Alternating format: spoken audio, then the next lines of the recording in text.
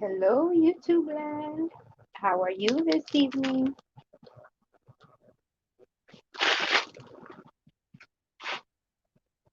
Getting ready.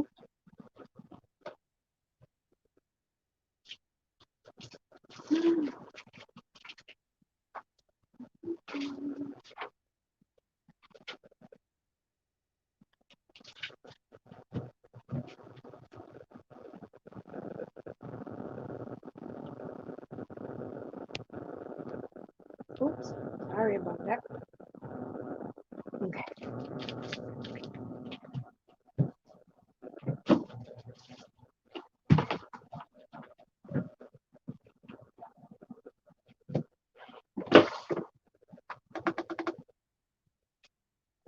Sugar Christmas. Where did I use all of them?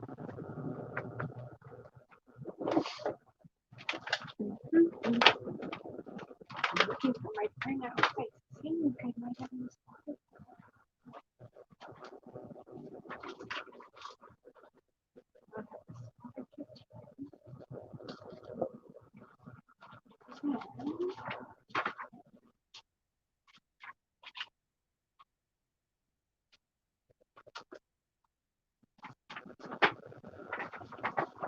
This one here. And then oh my. Okay. I'm gonna move this, guys. Sorry. Gotta get situated here.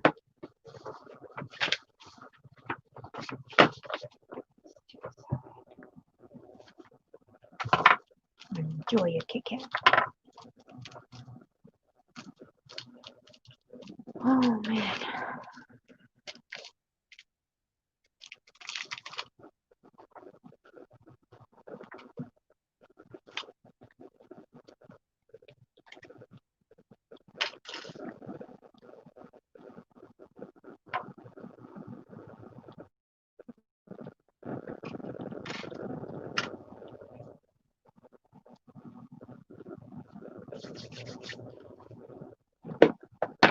Oops.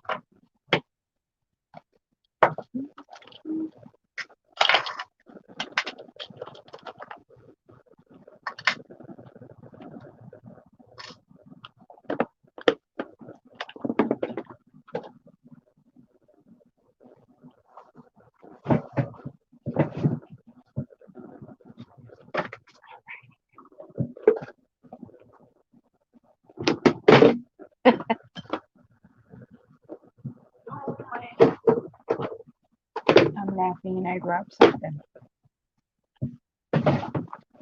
Okay.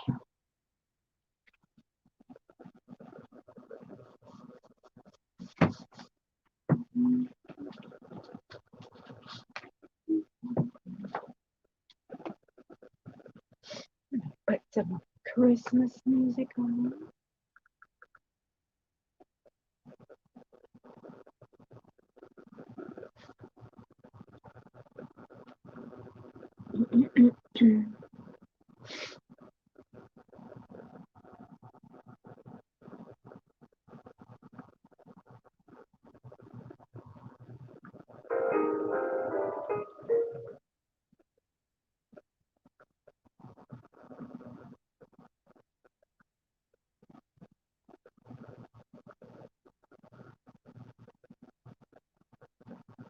Hello, how are you?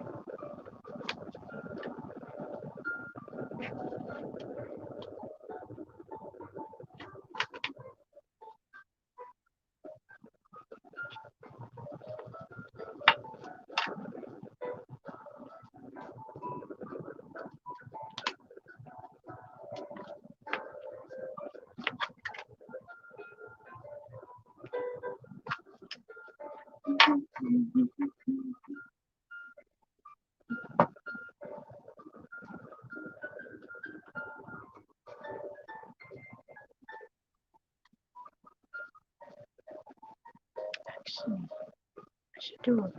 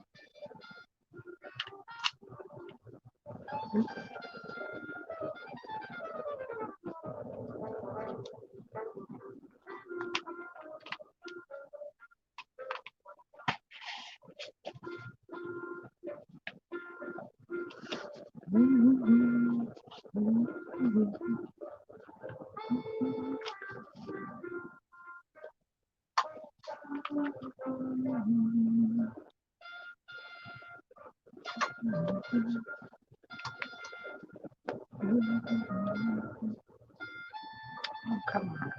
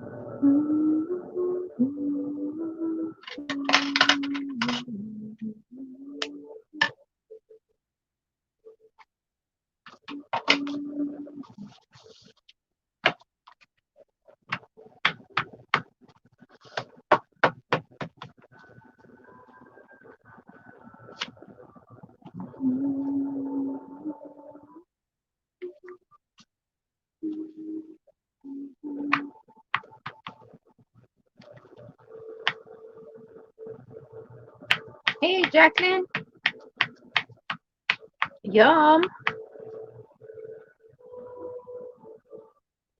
That sounds yummy.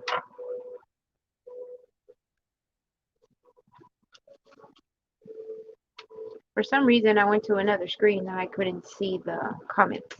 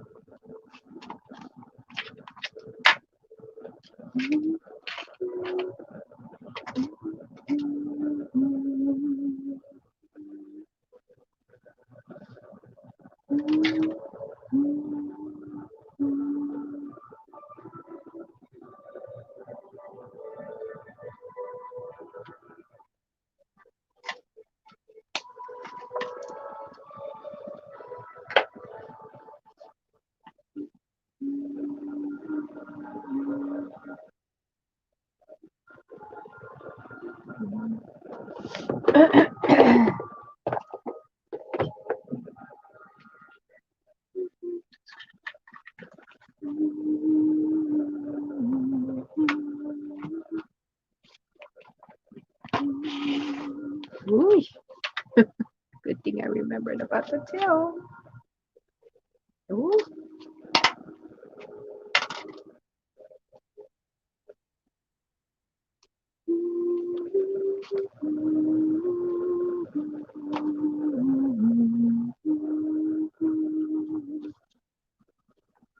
Crafted up a storm.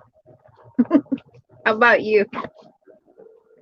I really did craft up a storm today.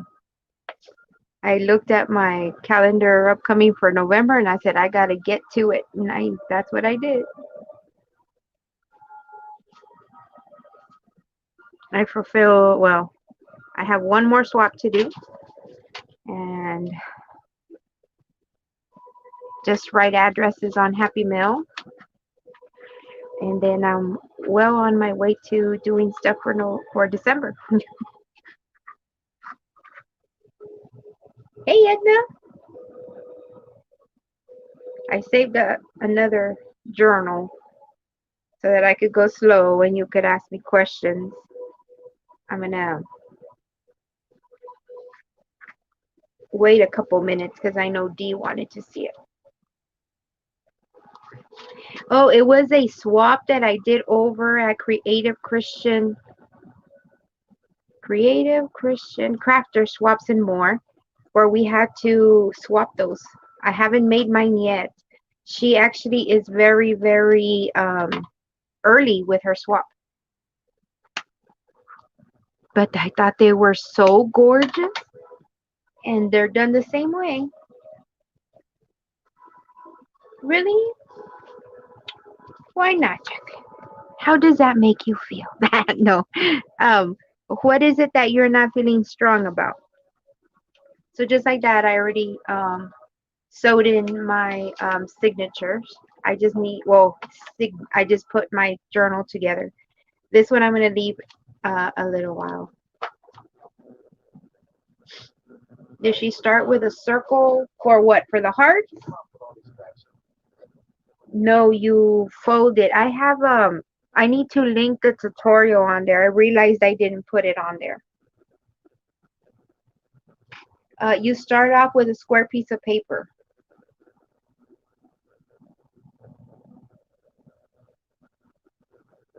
To make the foldable hearts, and then that's how you do all of them. And as a matter of fact, I was trying to find the swap. I had them yesterday while I was on live, and I put them somewhere, and I put them so well away that I can't find them. I looked for them all day today because I need to make, my swaps, and I wanted to look at hers to get ideas to be inspired. And I have no idea, just have no idea where I took them.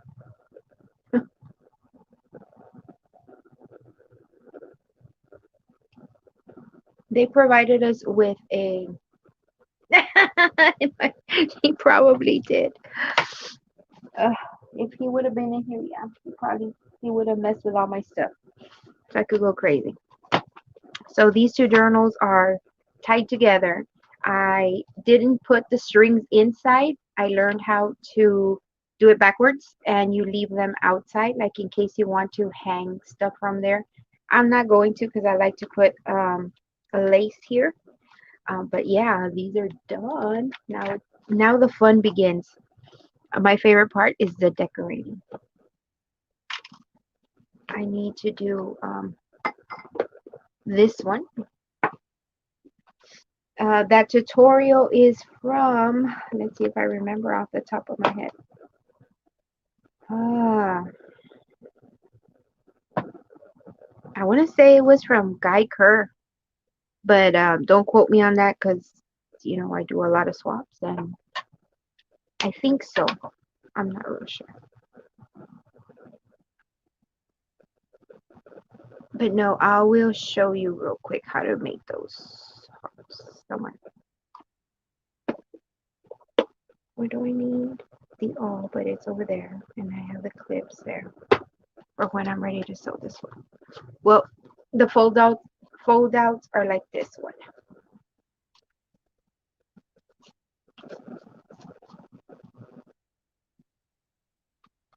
It's really easy.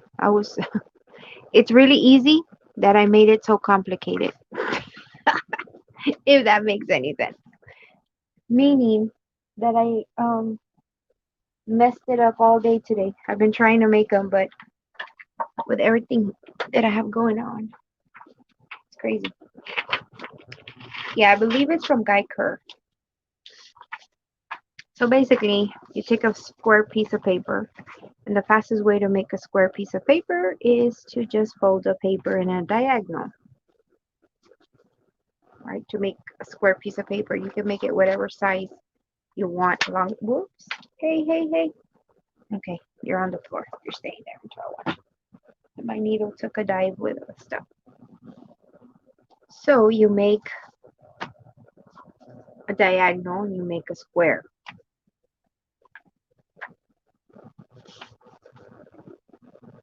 The mailing box you showed yesterday. Can you take a picture?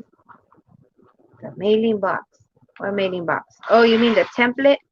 That template, I don't even know the size of it. But you Google, for that one, you Google, what does actually, I have a video on my channel called, let me look, Happy Mail, I think, or something like that. Let me see. And I talk about that. Let me see. Let me look real quick. What shipping info? The one I shared with you guys yesterday about the sizing and the letters and all that. The postage.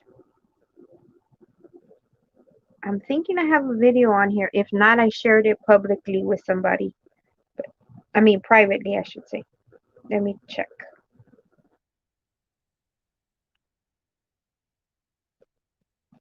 Yes, it is. It saves you tons of money. One thing that you put in there that is more than a fourth of an inch, you just went from 55 cents to probably like 350, 349, I think.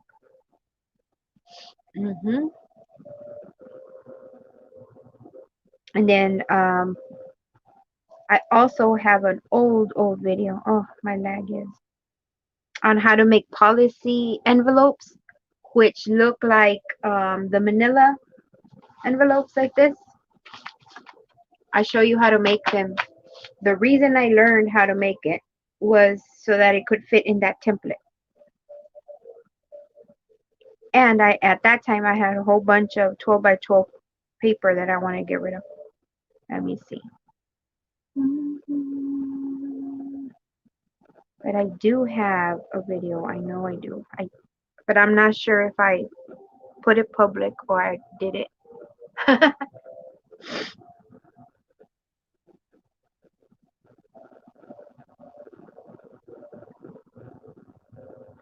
My internet is slow today. One of those days today. What could I say?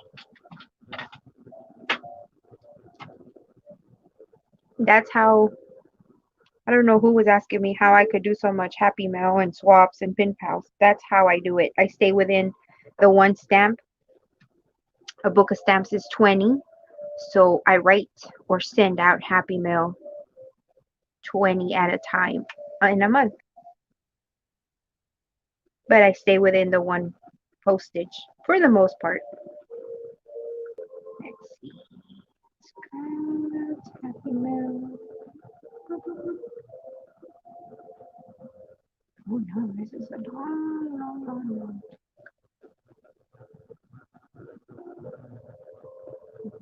Before the live test, before going to Oklahoma. Let me see. I'm looking.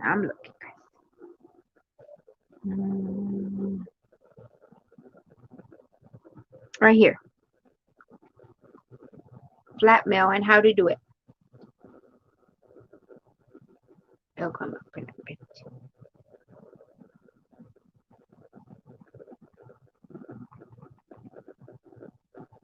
This video right here.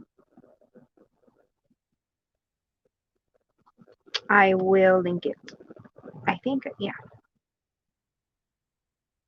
So let me go.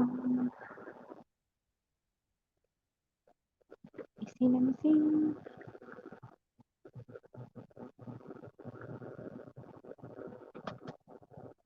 Fine. Get on there.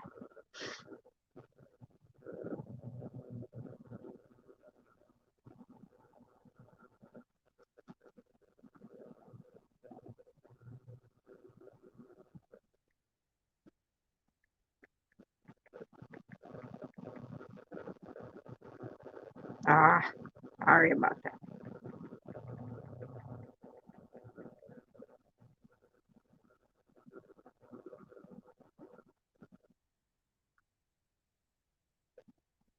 Okay, there we go.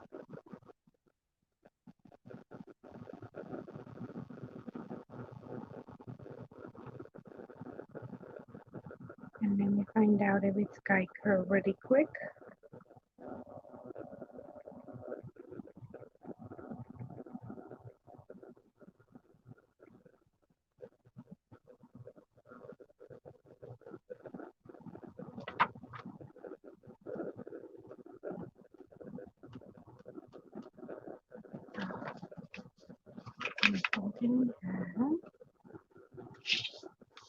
Aha, in half.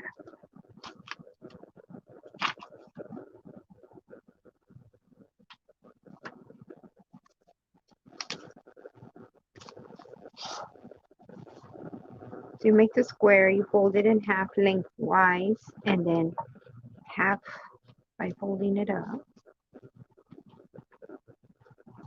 And then a diagonal. There it is. Yes, it is by Kai Kerr. Hold on. Share. Come on, dude. Link.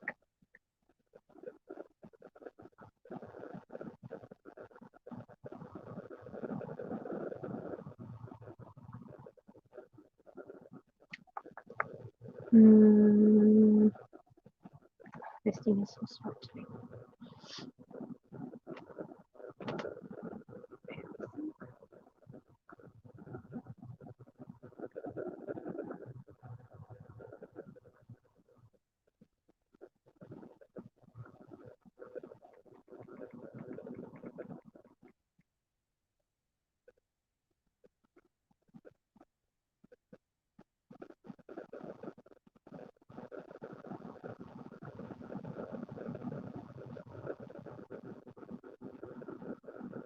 Okay. Alrighty then. I just linked the way how to do those fold out embellishments to the video on my channel, and let me see.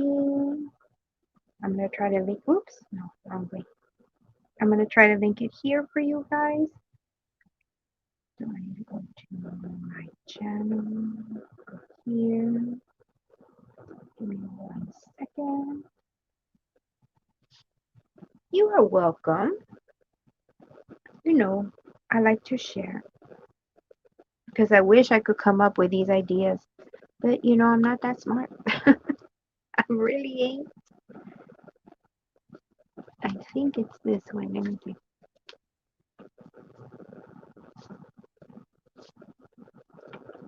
This one. This one. I've been trying to do them today, and for some reason, I've been folding the paper wrong. Aha! I did it. No, I'm not. I watch a lot of tutorials and do a lot of swaps, so I'm able to learn new things because, yeah, I can't come up with the ideas.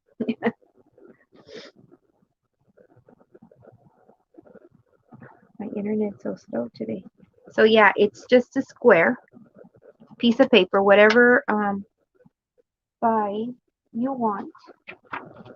So just because I want to do it really quick, you just make a diagonal to the corner of any paper.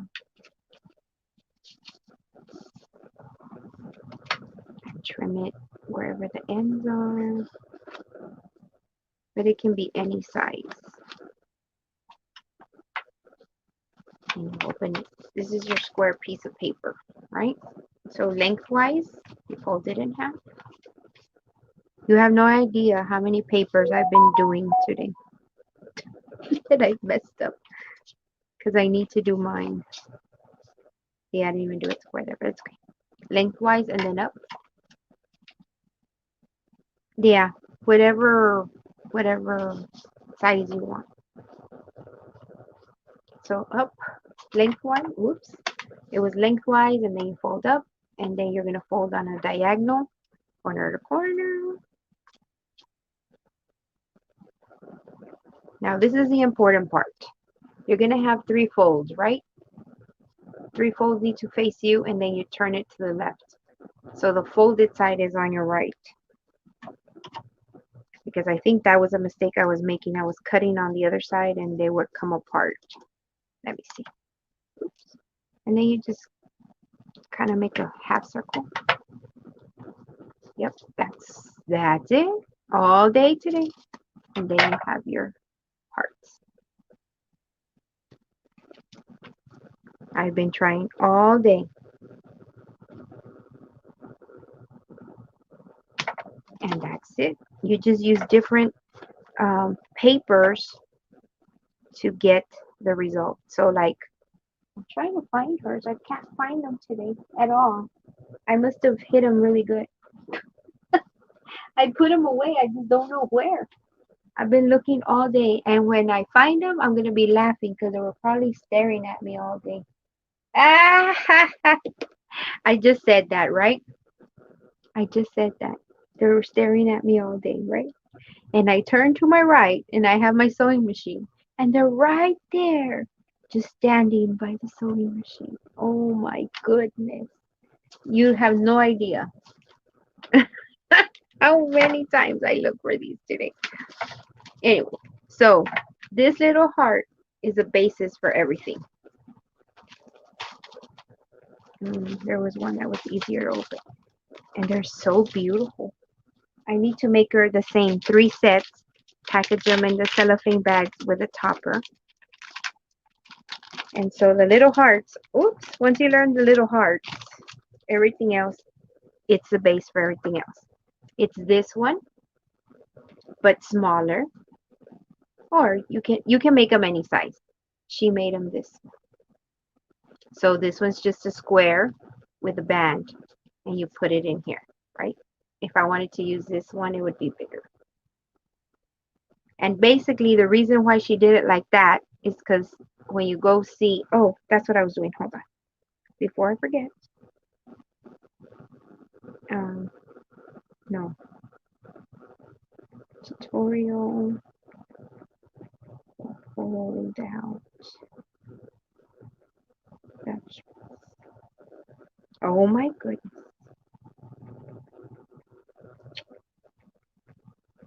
Fold out.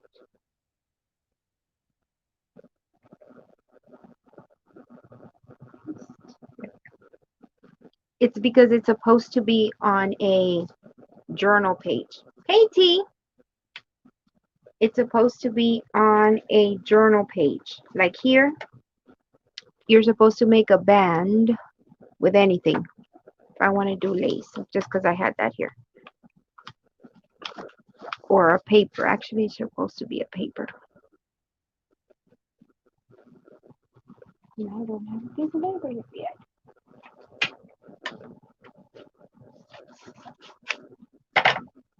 Right, you put like a corner band here.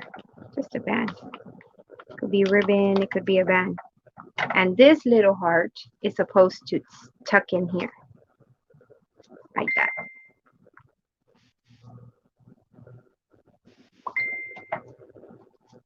Or if you put it on the bottom, the heart is supposed to tuck in here, like that. And the purpose of it is that's like a hidden place where you can put a note in there. And the other embellishments, since we didn't have the journal page, that's why she put them.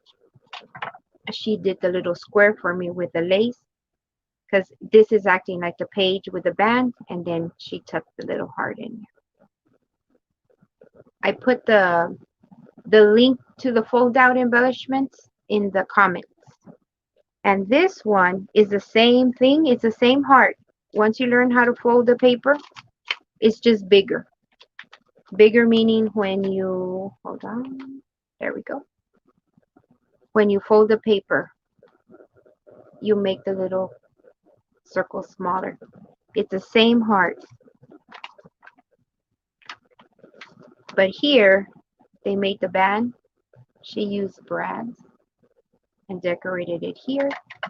You glue this down to your page, and the heart sits in here. So you can take it out. And it looks really cute.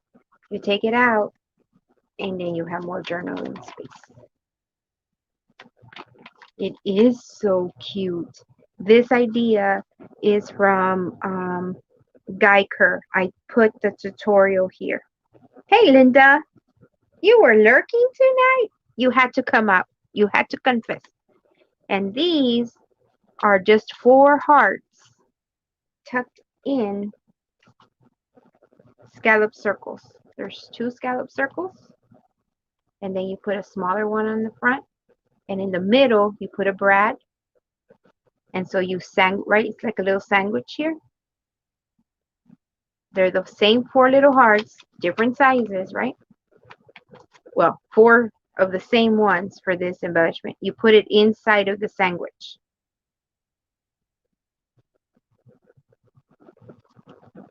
You put it inside of the sandwich, and you kind of, that's how you'll know how big to make that circle.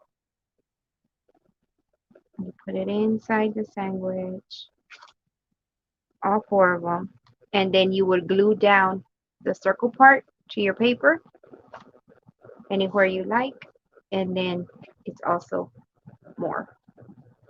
So it is from Guy Kerr. I double checked, and I did put the link on the video from the swap that they gave me, and because I had forgot to link it, and I put it here also. It is from Guy Kerr, but I have to make those for a swap because my swap partner already sent me hers. But yeah, I was just amazed that they're the same hearts, but because she used different papers, like here, instead of using paper, she used the string, they looked very, very different. And this one, she just used different paper, and they're the same. Check out the, they're the same, but they look so different. Now this one's all messed up because I pulled it apart, but yeah, they're the same, and they look really different. So I wanted to see if I could make, well, I need to make my swap for her using that tutorial. I need to make 3 sets like she did for me. But I want to see if I could make something Christmassy, right? Because I'm making these. This would be different. I don't know if I can or not, but we'll have to see. Oh, you're welcome. I love to share. Yeah, I thought they were so pretty. I had seen, because I watch Guy Kerr all the time, and I had seen her do them, and I'm like, oh, well, that's nice. But when I got them in the swap, I was just amazed at how beautiful they look. Like, look, I mean, like, just pretty, and it's just paper. The only thing you really need, and not really, I think you could get away with it, is not using the brads. Maybe just like flat back pearls, right? Or bling. I don't think it matters that they wouldn't be a brad because you're just slipping it in between the paper and it's not too so thick. So yeah, it is. It's beautiful. I mean, all of them are. It's beautiful and it's just paper. Like there's no. It's very simple. But it looks gorgeous. Like look at the look. I mean, it's just gorgeous. And I like the fact that you can take it out and journal on it. And even if this is why I like to swap because you get the thing. You don't think you could take them? I think so because well, on this one also are little brads that she made. But this one, she just made 2 holes and she laced through some embroidery thread and it works just the same. And it holds the heart. So that's why I'm saying I don't think you need to put the brads in there. Look.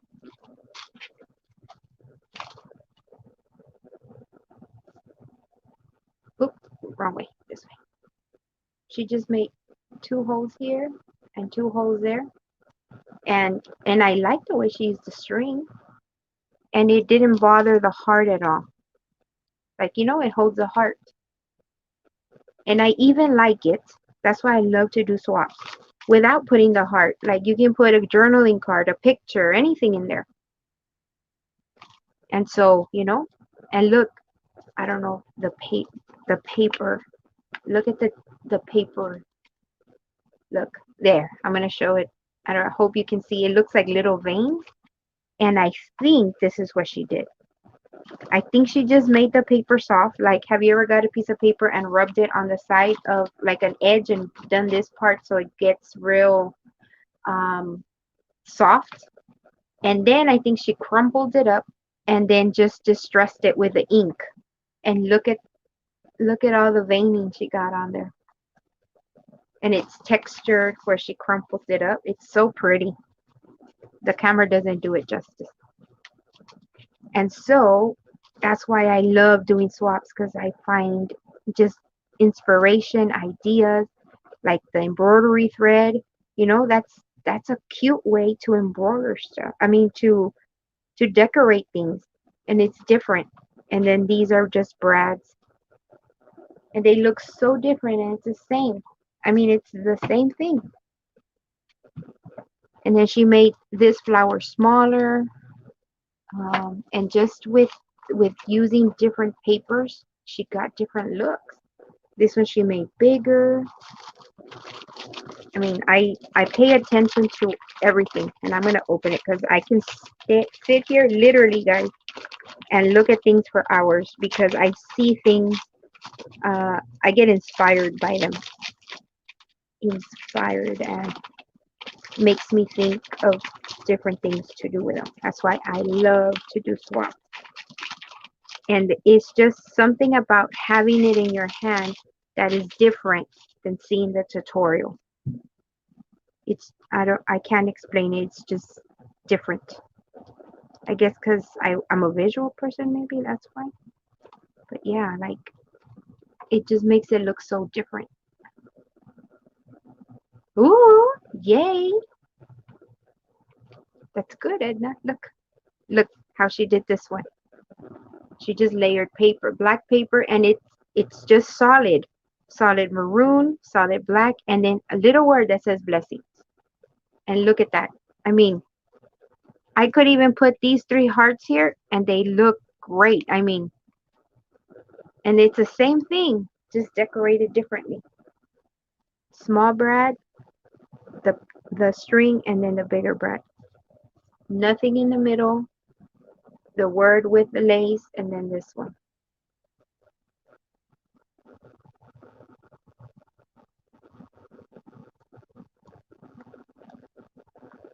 So yeah, I just love swapping. It inspires me, and It has made me a better crafter.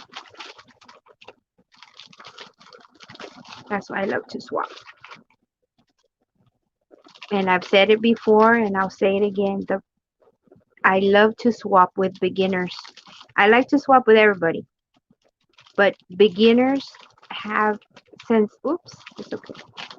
Since they are still developing their style, um, you will get different styles in one swap.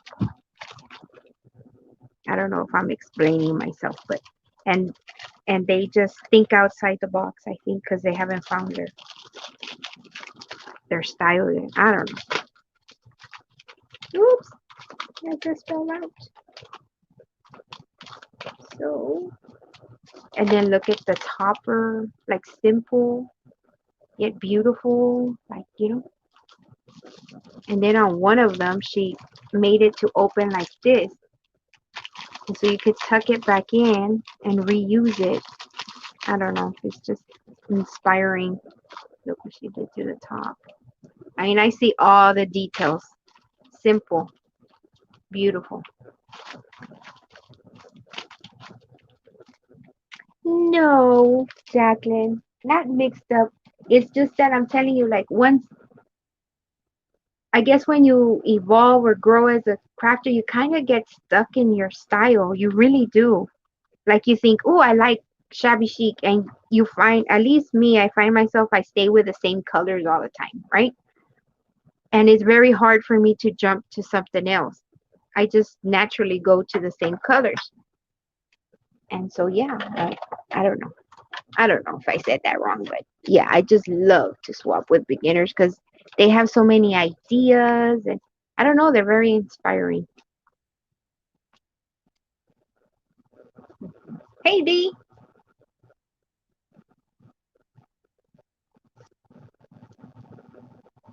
I have unseen eyes? What do you mean I have unseen eyes? Wait, did I miss something? Wait.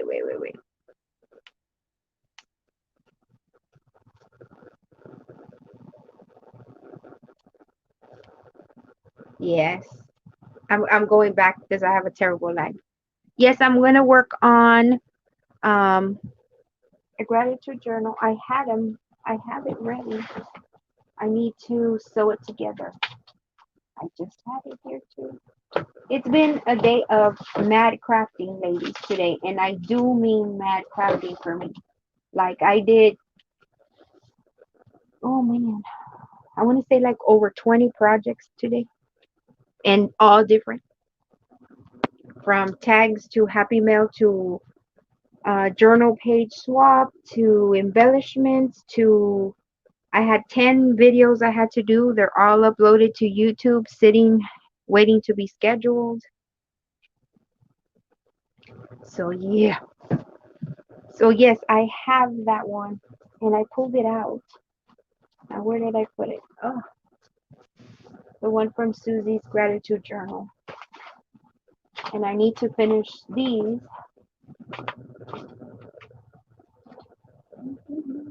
Because this is my design team project for somebody for November.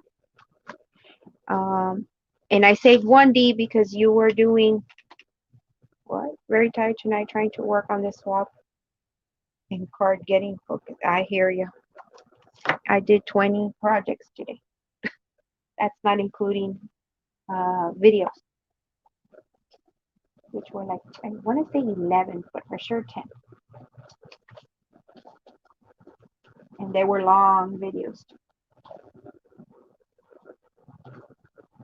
Process videos, but it's okay. This is my gratitude journal.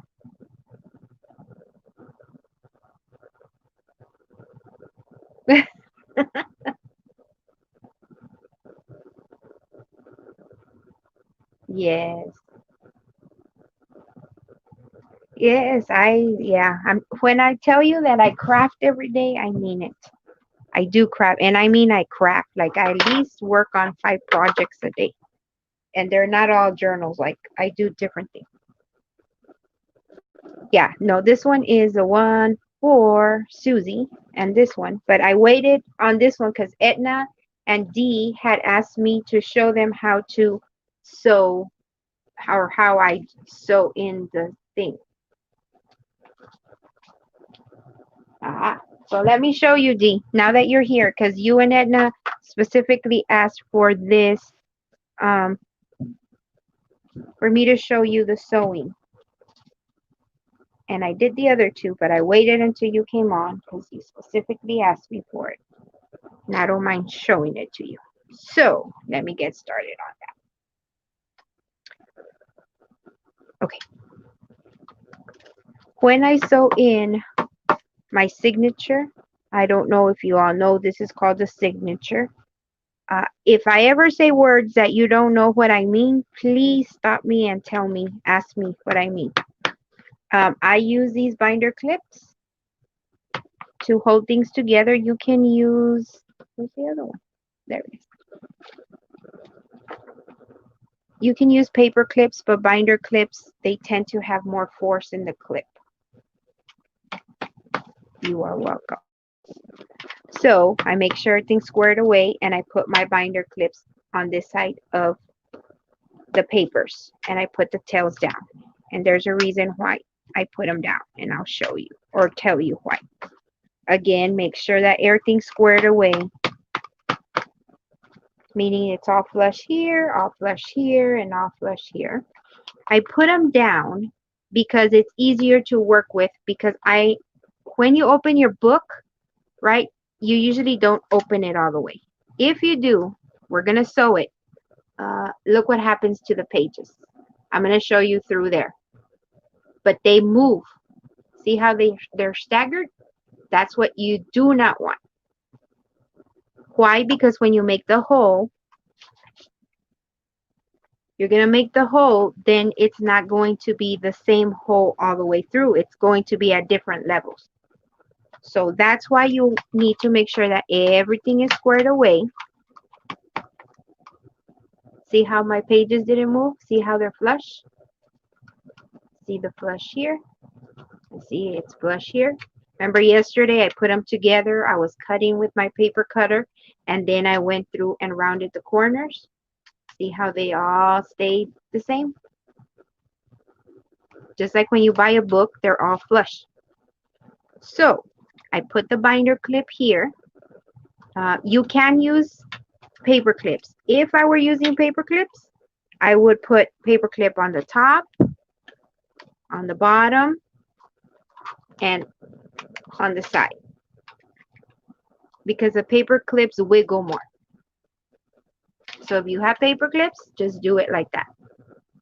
If you have the binder clip, you can just put one. So again, because I put the paper clip, I want to make sure before I start poking holes and start doing the next step that everything stayed in place. See how they're all flat? Right here too. This is very, very important. Hey, Chris, I'm showing, Edna and Dee had requested that I show them how to sew the signature together. So if you have paper clips, you put 3 like this. It would be on this side and this side. Or you can put one of the binder clips on this side. The binder clips has a tighter grasp on it. Now, what you're going to need is something to make holes. This is by far my favorite. It's called an awl. A-W-L. You can use a needle, a thicker needle. See how thick that is? Not like 1-2 sew. It needs to be a little thicker. I got this when I did the review for BB Craft. This is one of the items that I reviewed because I make journals all the time. I reviewed this book making kit, and it came with everything I'm going to take out. A whole bunch of needles. It came with scissors. This right here is waxed linen thread, and it is the bomb to make journals. It came with the binder clips. It came with a thimble. More of the needles, like in case you're doing like leather and stuff, they're thicker needles. All that came in the bookbinding kit from BB Craft. I love it. So I'm going to do the brown. Yes, I already did the brown. This thread is called waxed linen thread, and it has wax in it. What I love about it is that before I would use embroidery thread. Oops, let me put this away before I lose it.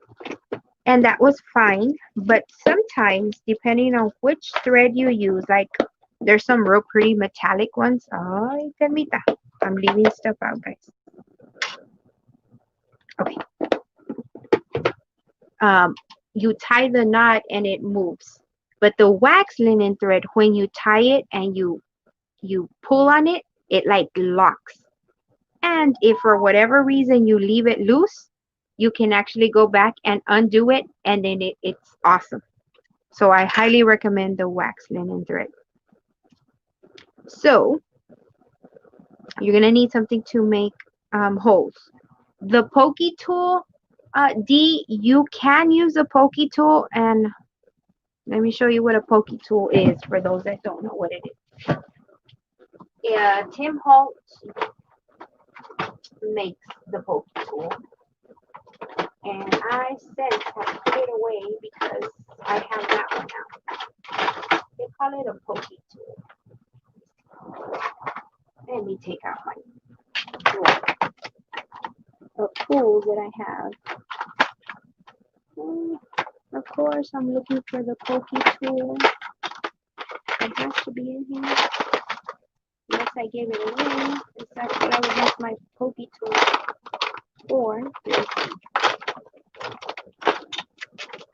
I think I must have given it away.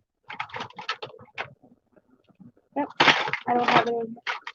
I probably did give it away to somebody that needed something to start off with. If not, it's still passed away. But anyway, you can look it up. It's called, everybody knows it by the pokey tool. Ooh, do it. Yes, it's a hot item from Tim Holtz. But it's not, if you look up pokey tool, it's not going to come out. It's called, let me think about it. I know the name, the correct name for it. Anyway. So you can use a needle, but it needs to be a thicker gauge needle. You can find these in the sewing area, and you'll see the difference when you see a regular needle and this one, it's thicker. You're gonna need some sort of thread. Hey, Grandma Joe. Some sort of thread. I recommend the wax linen thread. If not, you can use embroidery thread. In a pinch, you can use regular sewing thread. You're just gonna double or triple the amount. So how do you know how much thread to use? It's 3 times the length of your page. So just put it on the side. That's 1, 2. I already threaded mine, but it's 3, and then I always add a little tail. And then I threaded it through my needle. My needle is bigger, it's thicker, and it's also tapered, meaning it starts off thinner and then it ends up a little wider. Okie dokie. So now that we have these together, again, I've been playing with it. I'm obsessed. I have to make sure everything is lined up, because every time you move the paper, they have the opportunity to move, and you do not want to have, or I don't want to have, a wonky journal. So make sure everything is flush. See how nothing else is coming out? Okay, when I poke tools, I do not lay it flat, and I'm not going to do that again, because then I'm going to have to make sure that I didn't move the papers. And I showed you once, but I'll show you again. If I lay it flat, oops, the papers will move, and they will not be all aligned. Reason being, it just moves. I don't know if you can tell, but they moved right here. And it makes a difference. They will not sit right. So when I'm going to make the holes, I'm going to puncture it, but not all the way over here. And there's a reason for that. The awl is tapered, meaning see how it has a pointy and then over here is thicker. So if when you poke the hole, depending on how much you poke through, check out the size of the hole. And you're using the same tool. The more you poke it through, the bigger it gets. So when I do it with this awl, I just poke it through enough, oops, not that much, that I get like that much out. So that it's a medium-sized one, because remember my needle is the same thing. It's tapered. It starts off small, and I'll show you with this one too. It starts off small. Depending on how much I put it through, it's going to make the bigger hole. Hello, Judy. Thanks for joining us. So I make the smaller hole, remember, with the awl, trying to just poke out the little tip, because when I go through with my needle, this is automatically at the end is going to make it just a tad bigger. Like that.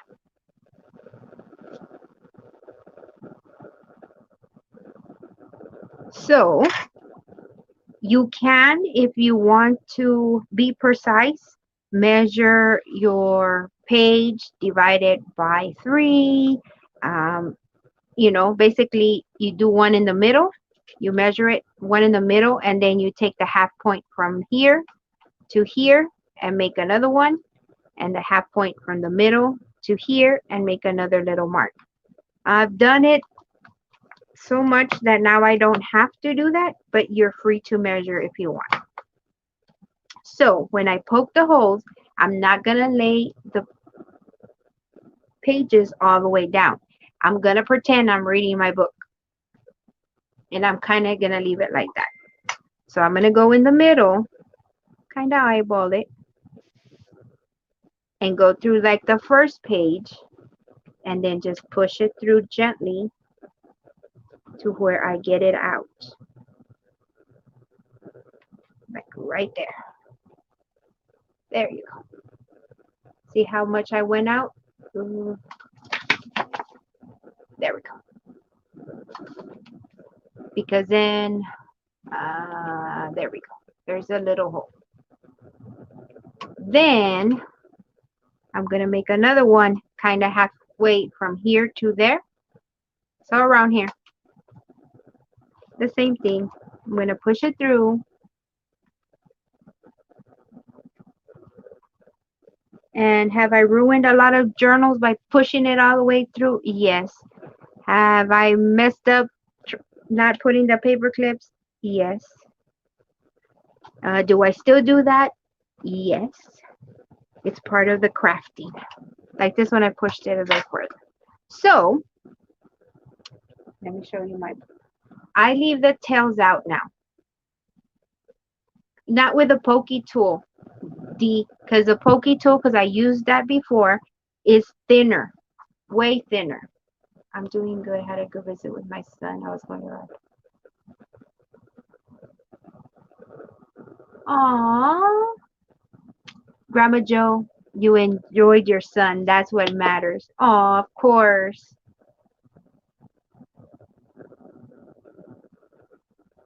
What?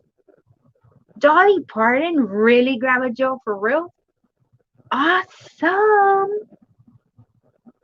After you cut it and have all that pinned up, could you use an old phone book to help you? Yes, you could. You could put it inside of any book, but that's why I kind of left it like that. So now I leave my tails out, because if you wanted to leave them, and I'll show you, these I trimmed, and I'll show you why I trim them and all that. But in the inside, see how they look nice and flush? Before, my journals were the other way. I would leave the tails inside. Like if this was the middle, I would leave them inside and I would hang beads or paper things from here. But I saw somebody do it like this and I really like it because it's nice and smooth in the inside. And then here I'll tell you what I do to the spot. So the holes are done. I have my string on my needle. I have a super long tail. Because I am leaving the tails on the outside, I'm starting from the outside going in.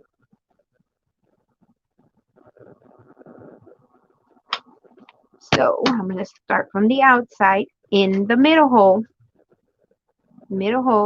going in. And I have to put it close to me because I know that I need bifocals already. Oh no, I'm getting old. So I have to bring it in close to me. Okay, middle and pull it through. Remember, I just did the tip of the awl to make the holes.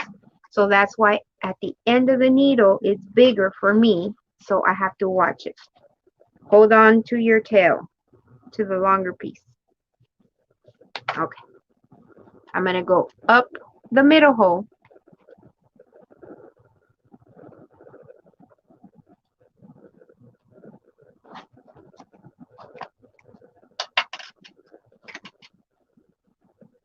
Go all the way down the bottom hole.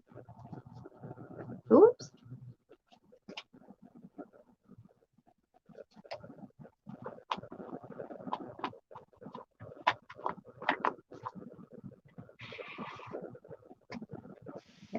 Still, yep. And then through the middle hole again. Now, when you go up the middle hole, you got to watch it on this side that you don't go through the other string. If that happens, just rewind. Go backwards.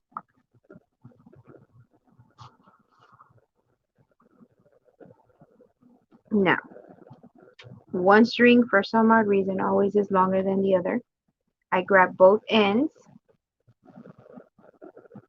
and wiggle the other ones until I figure out which one is how I need to pull to. Oh, I went through the other one. Remember I told you what happens if you go through the string?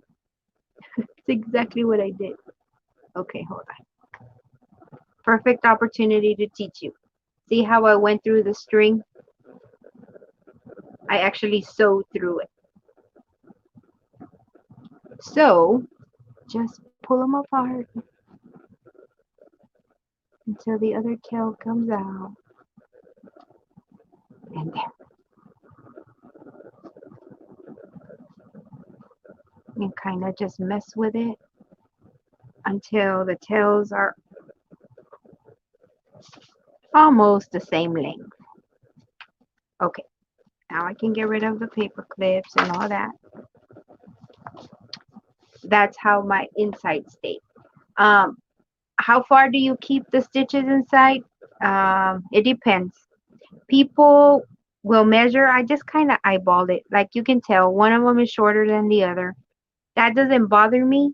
If it bothers you, then you just measure the whole length from here to here and you find the midpoint. Then you take the measurement from here to this side of the page and find the midpoint and make a line here. From here to the top edge, find the midpoint. The little dots is where you're going to make your holes and they'll be evenly spaced.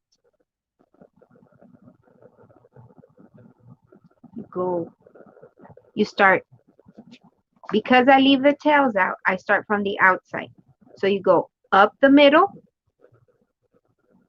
through the top, come out, through the bottom hole, out the middle.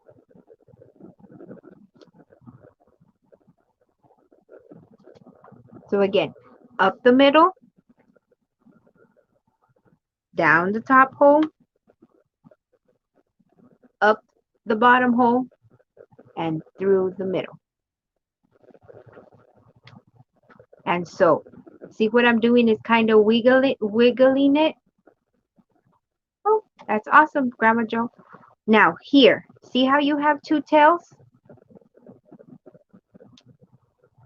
And here you have, let's see if you can see it, the string right here. What you want is to put one tail, then you have the middle string and the tail on the other side. Like this. One tail on each side. Now I'm going to pull on it. The reason I'm pulling on it is that you do not want your strings loose. You want them taut, not tight, taut. Meaning it's going to be close to the line, but this is still loose. So what I do is I pull on those two tails and kind of pull it, and then it kind of tightens up. It's taut. It's not like super tight where you can't move the papers. And you just wiggle it, and you go back and check. And like for me, that is too loose. And so I pull on them and then check them. Yep, that looks good. So then what you're going to do is tie them. And again, you have one tail on one side, then you have the string, and then you have the other tail. And then you just tie, and then I tie the knot. Now, this is something I learned in the OR. Whatever string you put under, and the next time you're going to do it reverse. What that does is lock your knot. It won't come apart.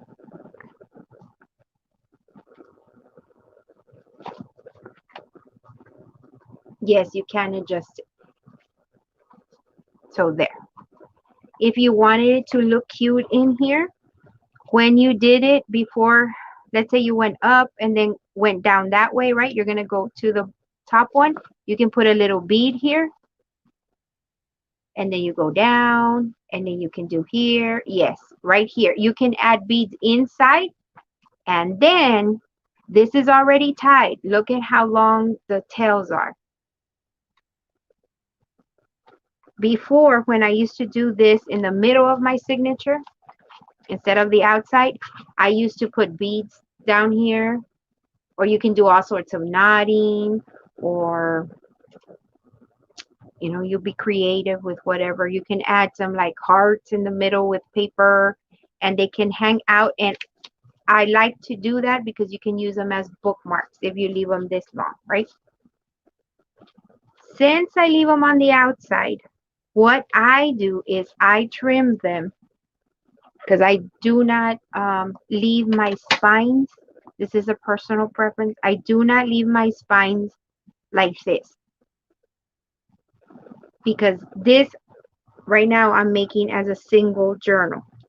So I don't leave mine like this. What I do is I usually cover them up with lace here. So because I do that, I cut them where the hole is.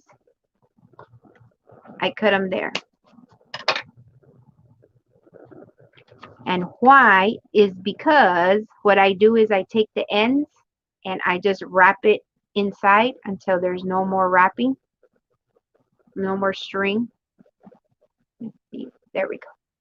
I'm wrapping it. And what I'll add to it is I'll put some fabric tack on there to keep it down. Let me show you. So I'm just going to wrap it. Because I cover it up with either fabric, most of the time I cover it up with lace or ribbon. So I wrap it up looking like this. And what I do is now I lay it flat and I take my fabric tack. This is what I do on mine. And I start with a knot, and then I go and put fabric tack up and down the strings. And then I just run my finger and let it dry. Because when I go back and put my lace, there's a certain type, or not a certain type, a certain width I like. It's usually a 2 inch or an inch and a half maybe. No, it's 2 inches. Yep. Because what I'll do is I kind of put it halfway. This one's not straight at the edge. But then I will go back and put the lace on top. And because I wounded it up, you can barely tell there's any string there.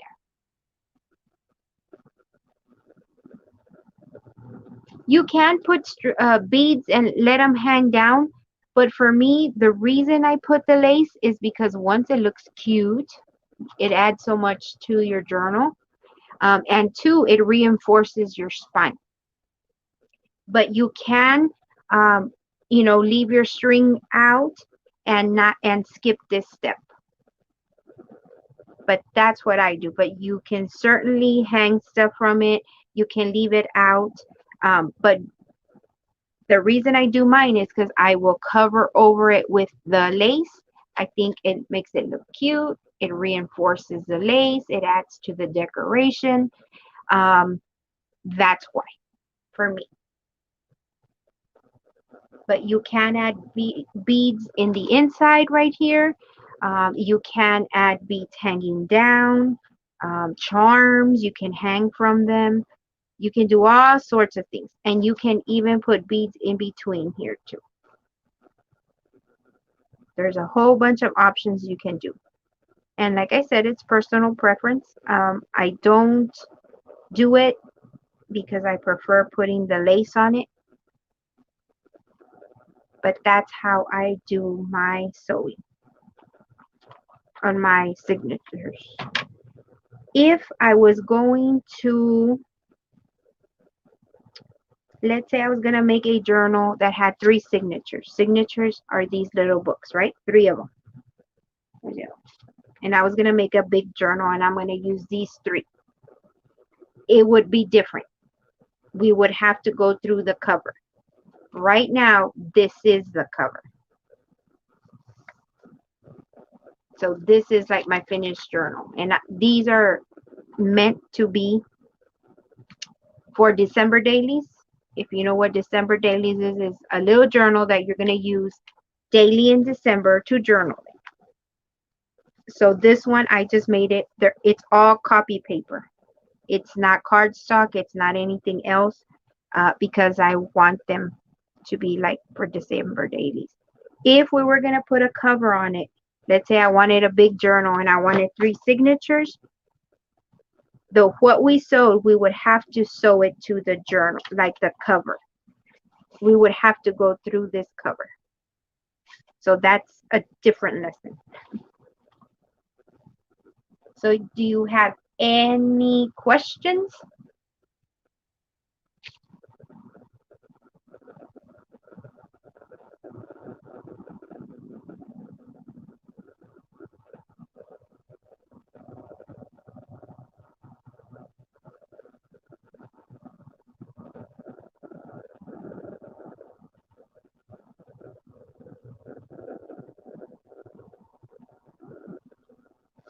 Any questions I can answer or suggestions or whatever it might be?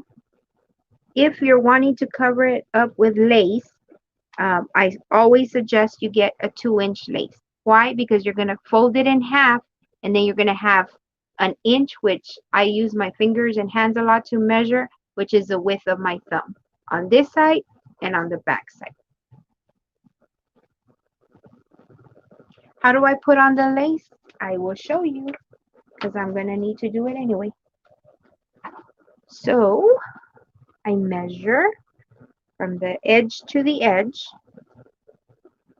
and I leave myself a little leeway. I cut it bigger. Like I said, 2-inch lace. This one is not straight, right? It has edging. So I have to decide which side I want to my front cover for the front cover and which one I want for the back cover. So I'm looking at it. Let's see the other side. Ooh, I want this side. Just because of the way it is. Because see how this has, well, there you go. This has like a little frame on it. This is going to stick out. So This is what I do. I put it on the table. Let me get my fabric tack.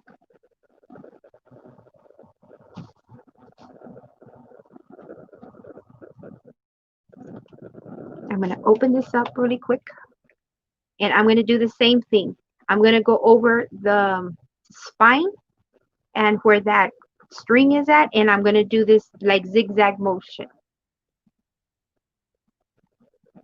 No rhyme or reason, just zigzag motion. And then one right in the middle.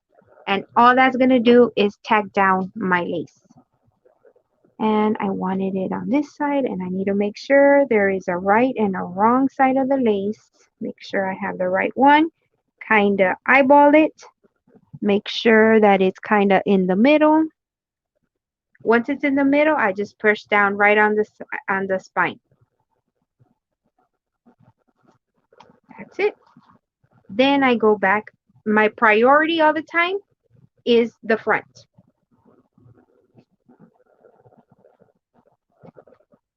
And this is what I mean about my priority. The back is also like you want it to look nice and neat, but especially the front because everybody's going to look at the front and ooh and ah and do all that, right? So pay attention to the lace. That's where you're going to put your glue. Where?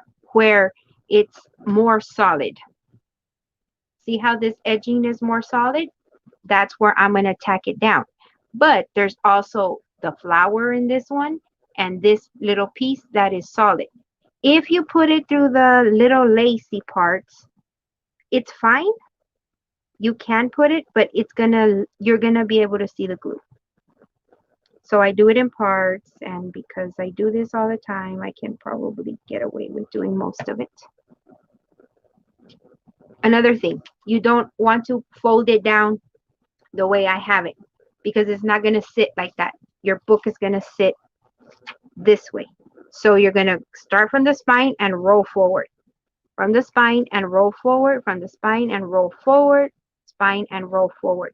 There is a rhyme to how I do things because if you glue it down, if I were to have glued it down starting from here, you're going to have a bubble form in the lace because it's going to attach here, but there's nothing attached there. So that's why you put it down the way the book is going to be, and you start from the spine and you push it forward.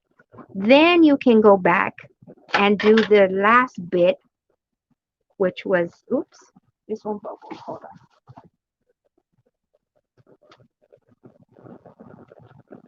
Let me grab a napkin so I can have it handy.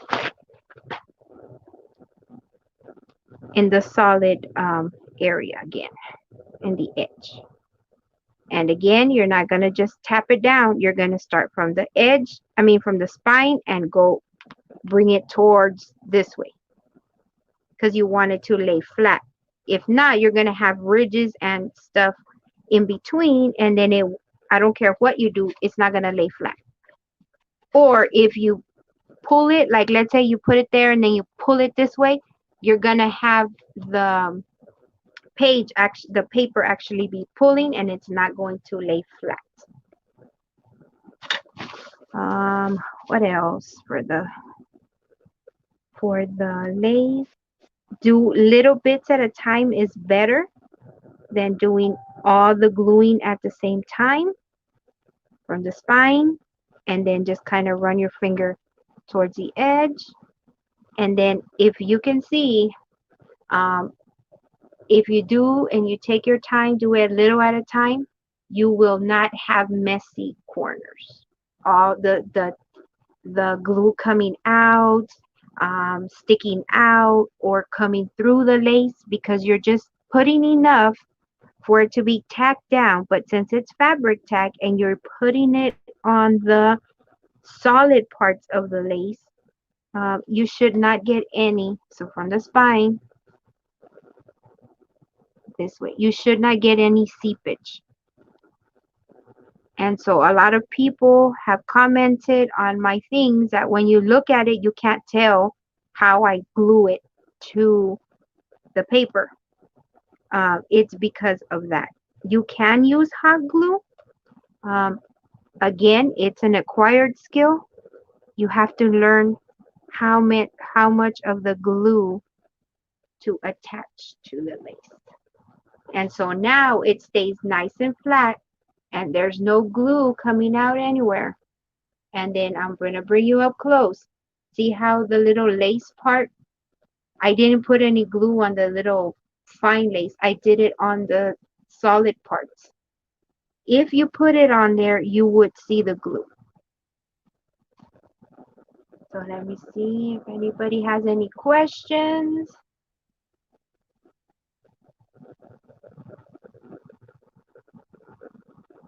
Yes, I'm telling you, I go through a lot of fabric tack. D. Man, I've called Dory, which is another friend of mine, Edna, right? You know Dory, like 3 times today. She must be talking about me. Aw, thank you, Grandma Joe. Okay, that is true. I never sit for one you cannot tell. Yeah, again, I've been crafting for a long time. So I'm gonna do the back now. And again, just the solid edging, not the lacy parts. When I buy things, items, trim, lace for my journals, again from the spine, and then you just rub your finger, not really pressing down, just kind of tacking it down, but from the spine that way it will lay flat. I know what I'm looking for. I'm looking for 2-inch lace for my spine.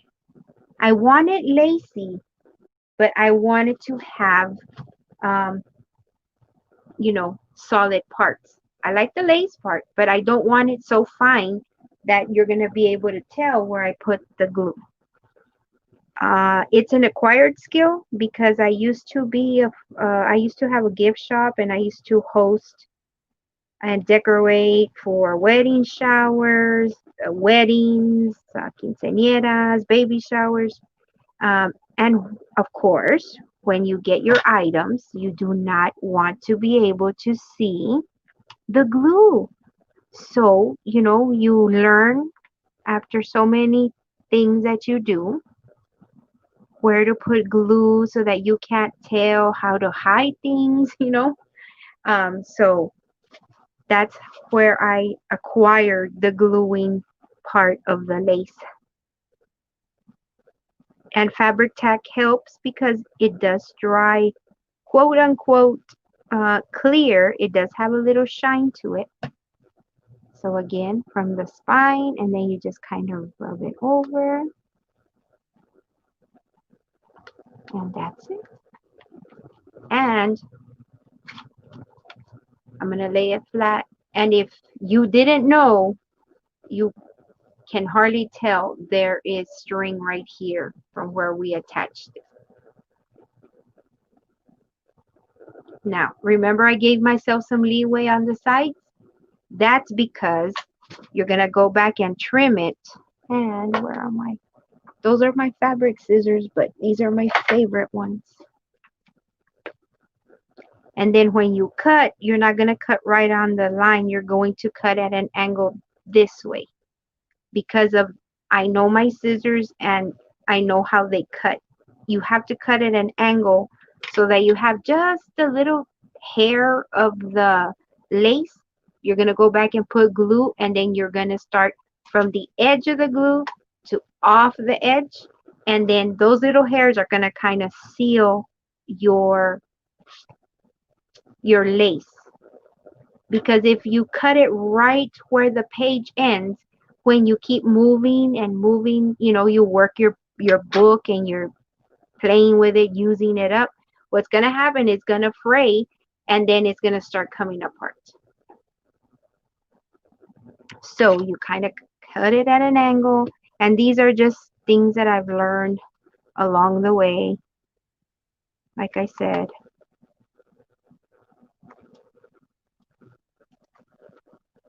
this one, oh, these, yeah, I just bought those because like when I'm cutting fabric, like bigger pieces of fabric instead of little things like that. I bought those, but these are like super sharp. I've literally cut myself with these scissors. And everybody knows, don't mess with Thelma's scissors because I have a cow if you use my scissors for what they're not intended to. Oh, anytime, Grandma Joe. You all ask me, and if I know or I'll share what I know. I keep forgetting to put this in my vase. So now I have to go back and I just put this one I do put on top, on the edge.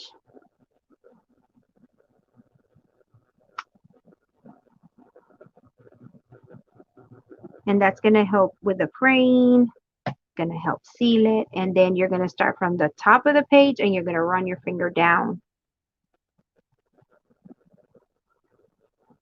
because you want it to kind of seal it, seal those edges so it won't fray. I keep forgetting to put it in the vase. So yeah, any other questions or things that you want me to show you, I will show you. I love sharing because I always had people showing me when I wanted to learn the journals, and that's what got me learning how to do the journals, because all those little tips and tricks are what makes your work look great. Oh, these, I don't know. This one I got who gave them to me? Oh, Liz DeYoung sent them to me in a Happy Mail. I've had them like for 4 years and they are super sharp.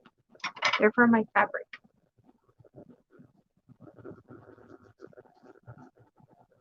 Yeah. So, and then also always go back and open each individual page in case you got the glue there, because you know it happens.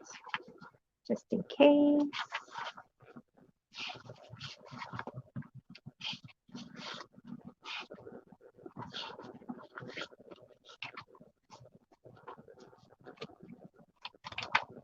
Let me see this side.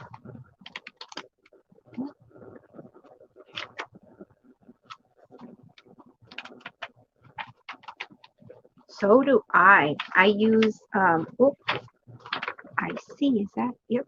I left the lace too long over here.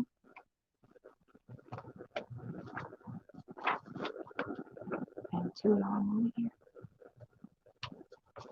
Let me check the front cover. Back cover.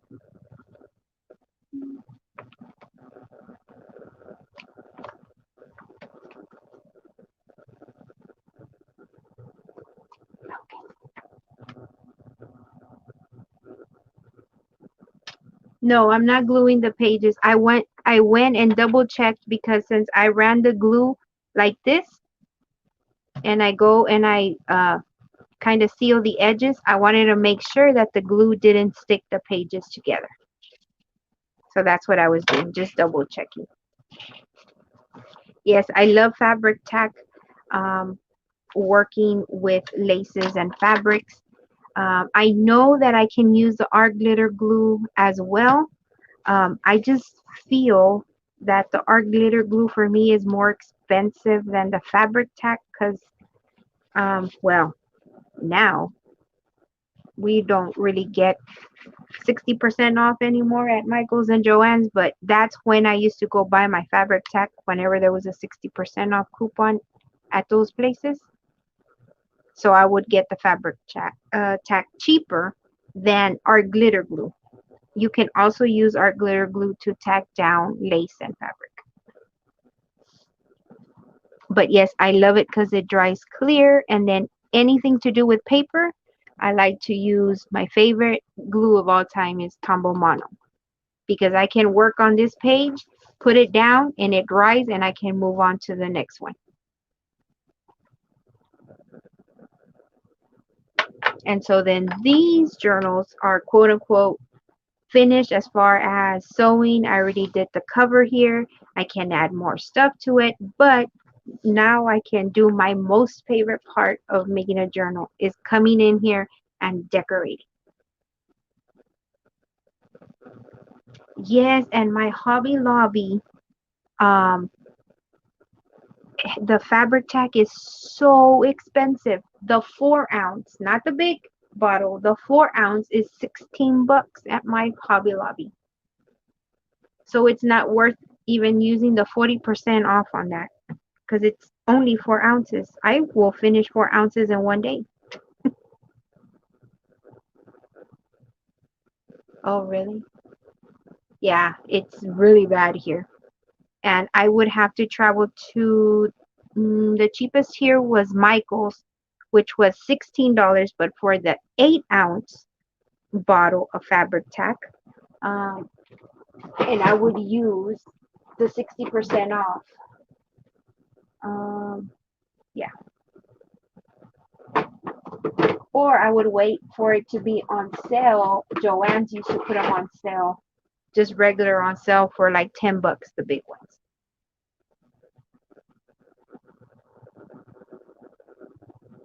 Oh, you're welcome, T. Thanks for stopping by. You use Eileen's for fabric and lace, or for paper, or for all of it? Oh, that's right, Dee. I do have another venue now.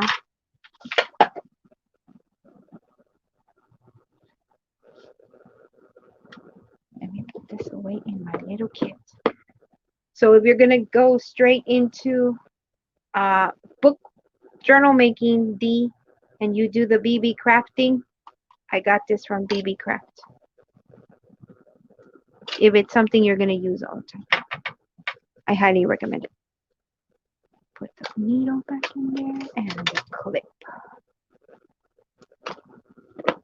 Okay, let me put this away. Oh,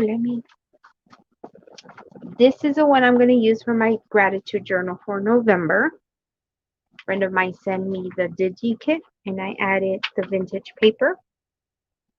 It has some things in here, like this one says, name 3 things I'm grateful for today and why I'm grateful for them. This one says, how do I want to feel today?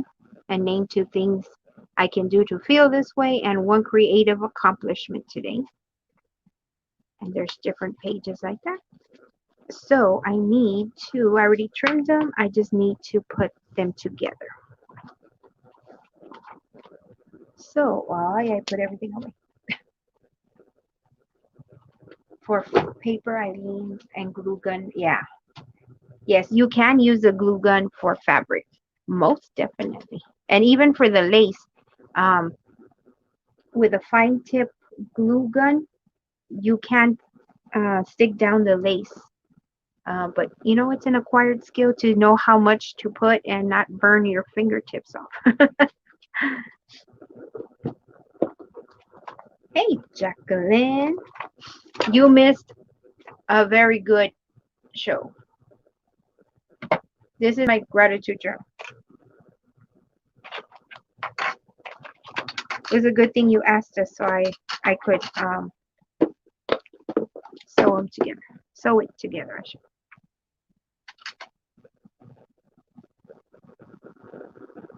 Well, I make a journal like this. It's a small journal. Not 30 pages. 1, 2, 3, 4, 5, 6, 7, 8, 9, 10. Yeah, 10. I was gonna say I think it's my usual, which is 10 pages, including the front and back cover, because 10 times 4 is 40 pages, and in a month it's 30, 31.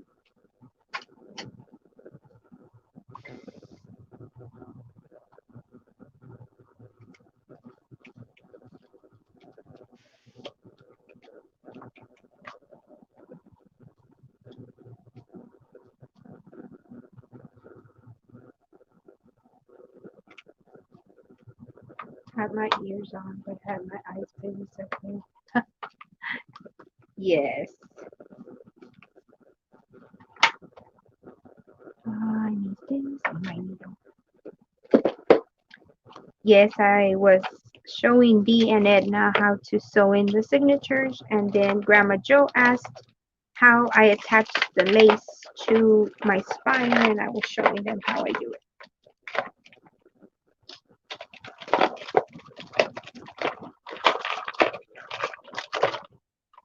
I will check my message in a bit, my messages.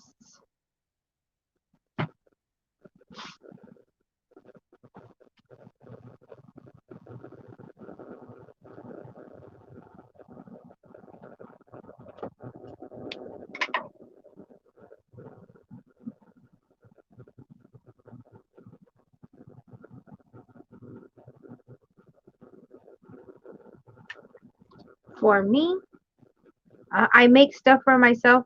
I do make a journal this size, 10 pages for me per month, because it's my devotional journal, it's my scripture writing, Bible journaling, things like that. Sometimes I make it very elaborate, sometimes it's very simple, because it's for me. Um, Other things I make for myself is anything that I like that I'm doing for swaps. I'm always making happy meals and I'm always swapping, so I always have things going on. That's why somebody asked me the other day how I come up with content for my channel. It's because I'm a crafter. I'm always crafting every single day. So what I do is work it in my schedule. Like the lives, right? I need to make this journal, and I come on here every day for 1 or 2 hours, right? Or more. Like I said, whether or not somebody is listening to me, I will be, oh no, I'm going to need to go from the outside because I want the tails outside. Um, oops. I will be crafting regardless. So I'm on here and you ask me questions and I'm doing something that I need to do anyway. If I'm going to sell stuff, I'm already making things for swaps, or I have customers from years ago. Oh, I started at the bottom. It's okay. I can go from the bottom to the top. Years ago, from my gift shop days, when I had my gift shop, when I had my flower shop, when I baked, uh, it's not my first rodeo. Like, I have clients from everywhere. Like, remember I tell you I have people that pay me to wrap their gifts? So I incorporate it in whatever I'm crafting.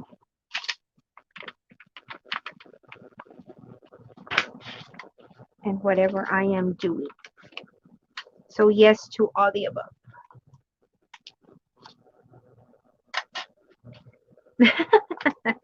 Perfect, Linda. Yes,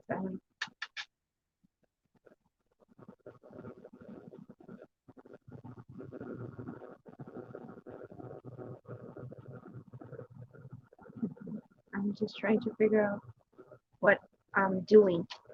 What you're doing for what? Oh, like crafting? Where you're doing beautiful journals. They're beautiful. You're a natural. Because again, um, I notice details. I'm just a detail oriented person. You're a natural. And let me tell you why I tell you you're a natural. Because you say you're a beginner, and okay, I take it. You say, I don't care how long you've been doing journals. However, your journals that you showed, go back and look at them the way I'm going to explain I saw them. You say you're a beginner, right? That you just started. But I'm telling you, you're a natural at this. It's something that you are already good at. You don't need to be good at making journals. You are already good at making journals. This is why I say it. Go back and look at your journals and just look at, let's say, tuck spot or pocket. When you're a beginner at something, you're gonna do the same thing over and over again. Like, for example, when I was learning to make cakes, right? If you know anything about cakes, they show you the first one is how to do a shell. It's all the borders. So guess what? When I first started doing it, that's all I did because that's all I knew, because that's all I was shown. Yet there's people that You give them a piping bag and they're already doing roses and flowers and doing all these frilly things, and I'm here still with the shell because I didn't know. I had to be taught. Now go back and look at your journals, Jacqueline, and you have tuck spots and you have pockets and tags and embellishments, and none of them look the same. In other words, you didn't do pocket A and then turn 3 pages down and do pocket A and do the 8 page is pocket A. No, you did one pocket here and then another style here and then another style here. So that's what I mean. You may be a beginner, but you're a natural because you thought of your journal, you were looking at what you were doing, and it was not a cookie cutter journal. That's what I mean by that. Aw, thank you, Grandma Joan. Thank you, Edna. How long do I cut my wax cord? 3 sizes the length of your page. So you take the tip and you put it at the edge. This is 1. Then I pinch it here. 2, 3, and then I add a little tail. Now, granted, these tails for me are too long because I'm not going to hang beads. I'm not going to use it as bookmarks. But because that's how I learned them, I always leave them that long in case one day I say, okay, I'm going to hang the beads.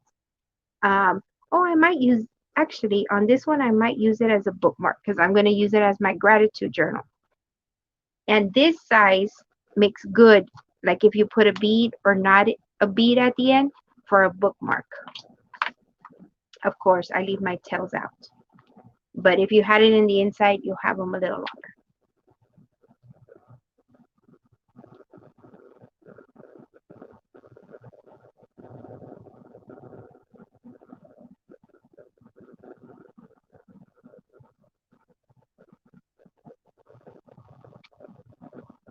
You're welcome, Miss Jacqueline. And there's nothing wrong with doing a cookie cutter journal, Deep. It's just, that's what I'm saying. There's some people that are naturals at certain things, you know. And when you're a beginner, like me, I go back to when I first started learning how to decorate cakes. I could not, I didn't know. I had no imagination on how to use a piping bag to do other things. So I didn't know. I was total beginner. I could not take the piping bag and start, putting it at a different angle because I was like, no, the teacher said to do it this way because I had no. So for me, I'm not a natural cake decorator. Now you can give me the pipe bag and you can show me a picture and I can make you the glorious cake. But it's taken me years, 21 years to master that, and it's different being 21 years mastering the craft versus just picking up the pipe bag and keep going.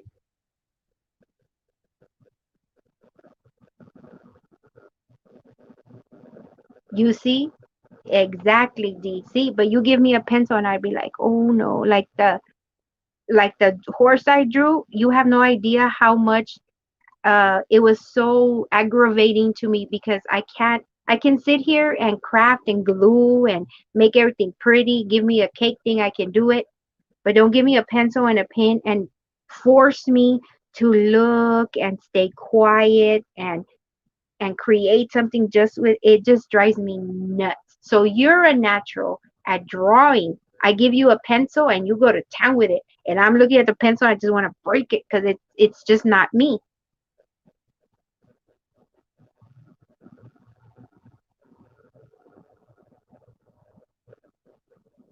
Aw, thank you, Grandma Joe. Thank you. It's because all of us, I keep telling you, and like I was telling the ladies yesterday, I've learned so much from you guys. Just because I can make a journal and you can't doesn't make me better than you. Just because you can draw and I can't doesn't make you better than me. It just makes you the drawer and me the crafter. That's all it is. And we all have our weak a weakness and we all have our strengths. But all of us, no matter what you do and what your talent is, all of us have something to share.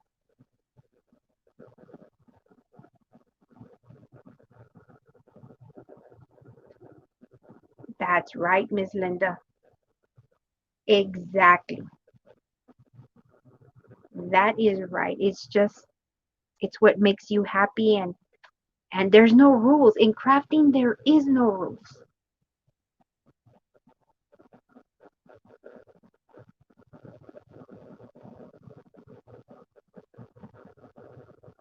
Ah, thank you, Grandma Joan. Thank you. I appreciate that. I don't know. That's how I feel. We all have something to bring to the table. All of us.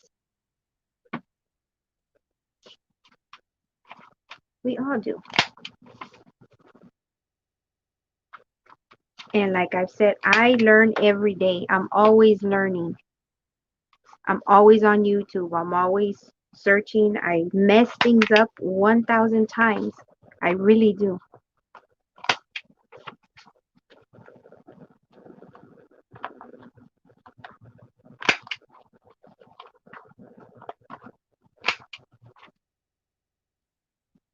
Exactly. Yep.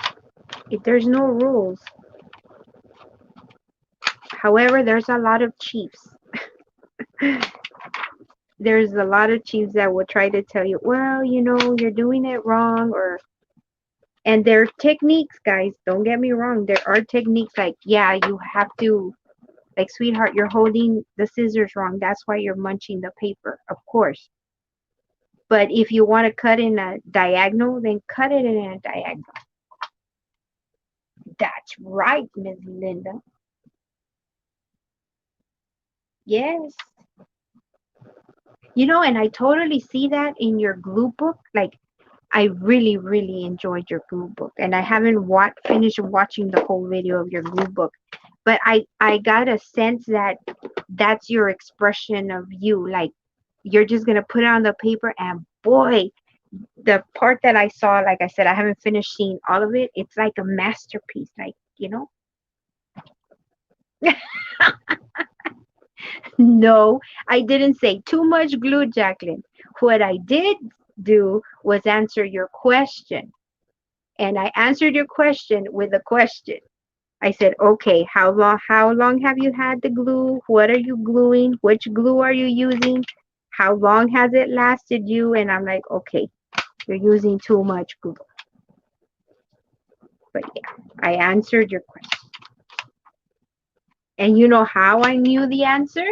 Was because I did the same thing.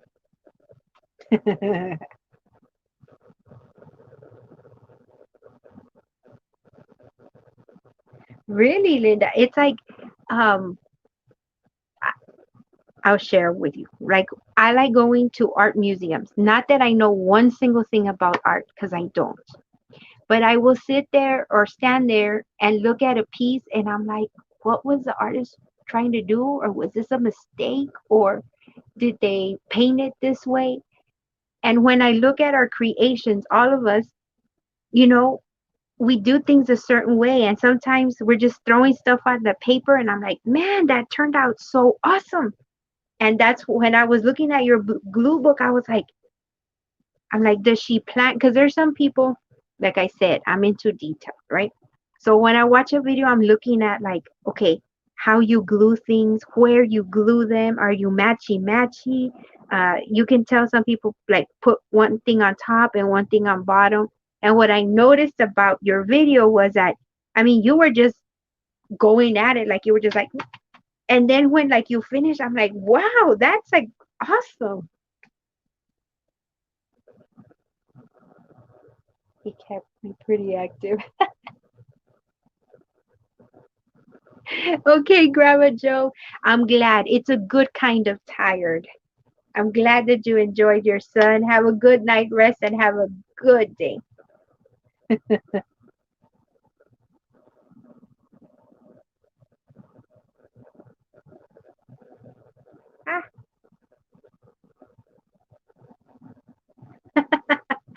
Jacqueline, you are so funny. But no, I mean, I understand. That's why I was asking, like, okay, what happened? Yeah. Yep. But now, like, you did 3 journals, right? You've learned so much. I know you learned so much in making those 3 journals. And now, like, I don't know if you went back and looked at how much pockets. I mean, not literally count, but just kind of say, oh, I put pockets in all 3.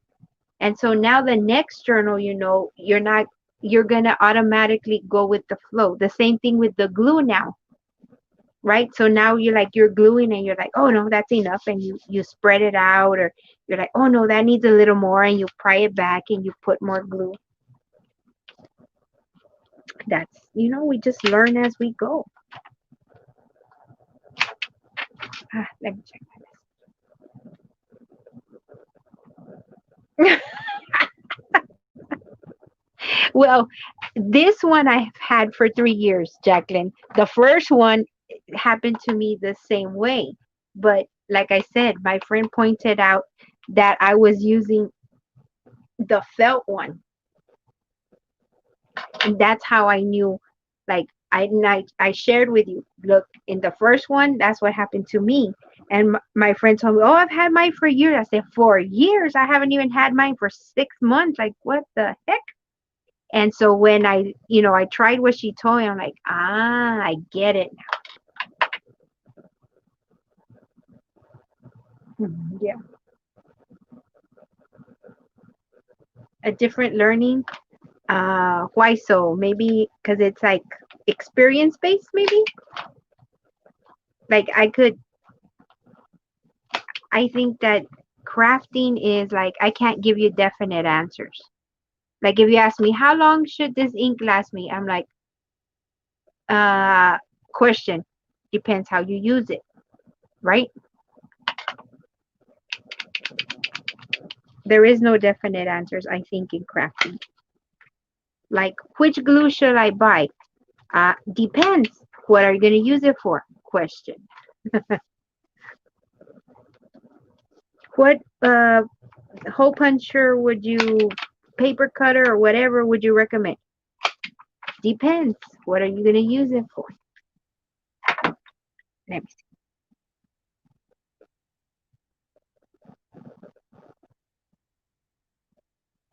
Oh my gosh.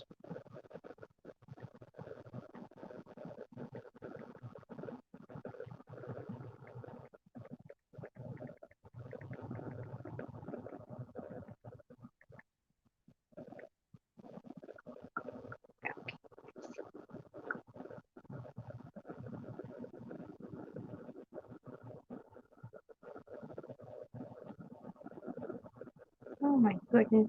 Oh, there it is.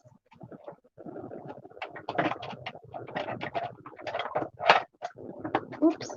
Sorry, I forgot. Hold on, everyone. I forgot to send a payment. uh,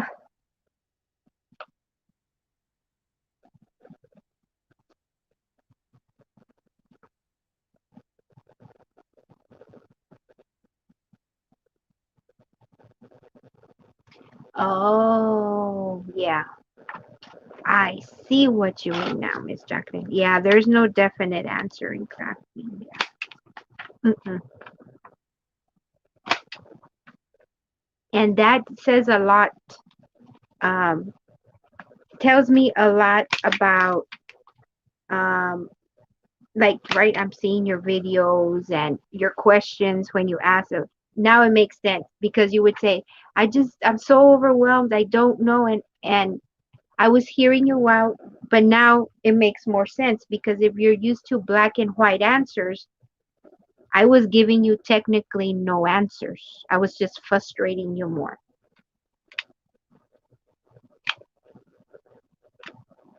Something better.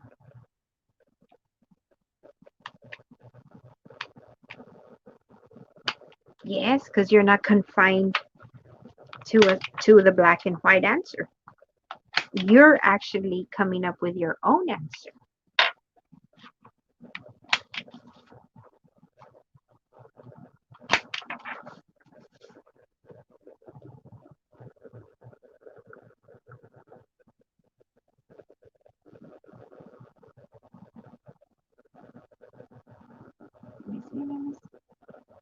About me? I don't think I have it on here. Oh yeah.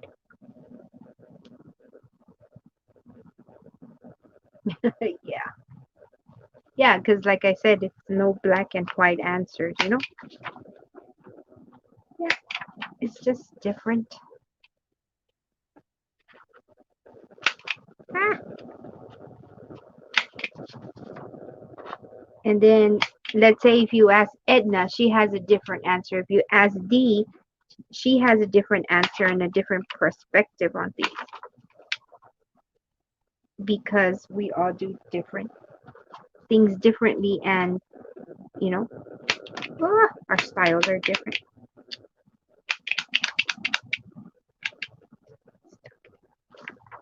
Oh, it's you. Let me see. There we go. Ooh. But, you know, oh, many years ago, this lady on YouTube, she did she did swaps. I don't think she did put them together anymore. Anyway, she had this embellishment swap, and it was called white on white. So the only color we could use was white to make embellishments. And boy, was it hard. And even a black and white journal is hard. Very hard. Just using black and white.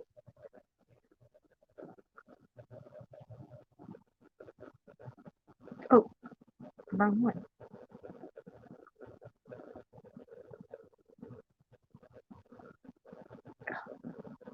Wait a moment.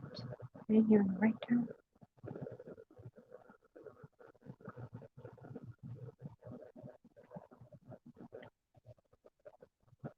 Oops.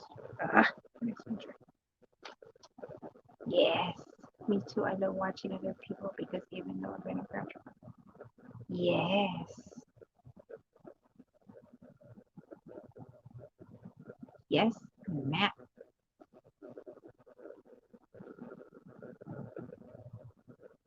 Thank you, Miss Edna. Yeah, like white on white was hard, and black and white to me was harder because all I could think of, well, you know, we all think of things different, but all I could think of was to switch them, you know, black and white and black. And yet I looked at other people's creations just with a black and white. I'm looking at them like, how did you come up with that? I really struggled with the white and black. Oh, wow.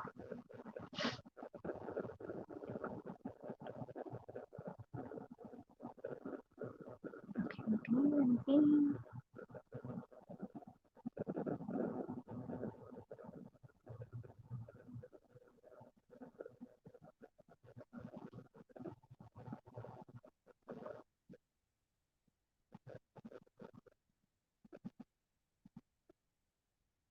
Oh my gosh. Where is it?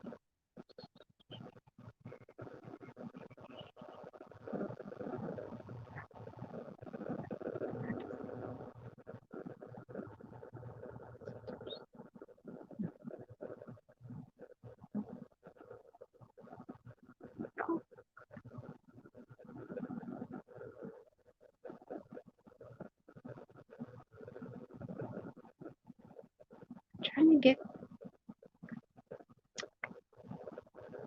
trying to send a payment and I can't.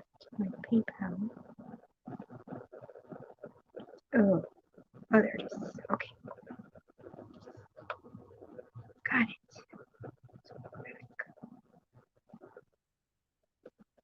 Okay, see?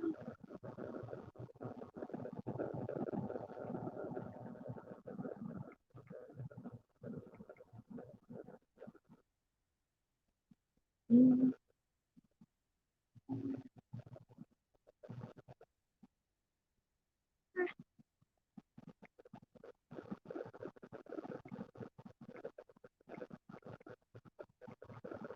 So, yeah, this is my gratitude journal.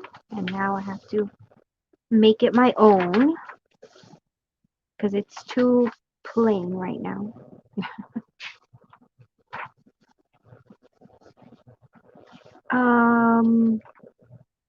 I don't know where this is from.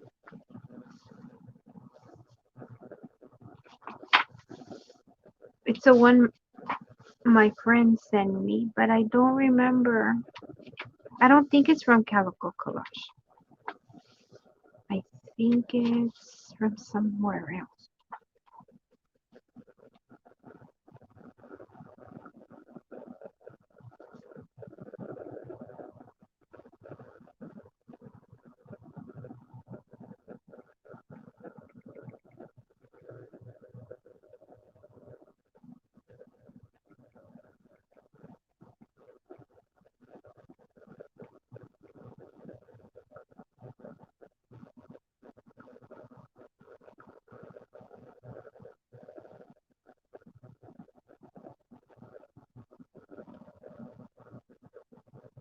Do the same things come around yearly? In what regards, Jacqueline? Like grace and gratitude? You mean this kit, Edna? I don't I don't know what this one is off the top of my head. And I made some smaller. I don't know if you noticed, but I made them a little bit smaller. The other ones were bigger. I'm playing around. I'm going to challenge, or I already took the challenge. I challenged myself to a kit from my new design team that is out of my normal colors, and I'm sort of freaking out, guys. Let me see if I can show you.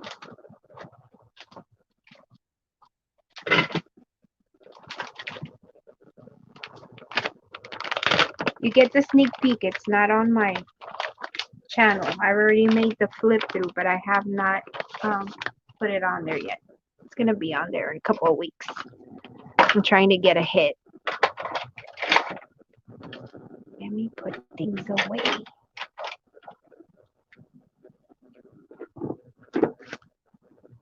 Yeah, I'm learning because for the new year, I'm going to challenge myself to make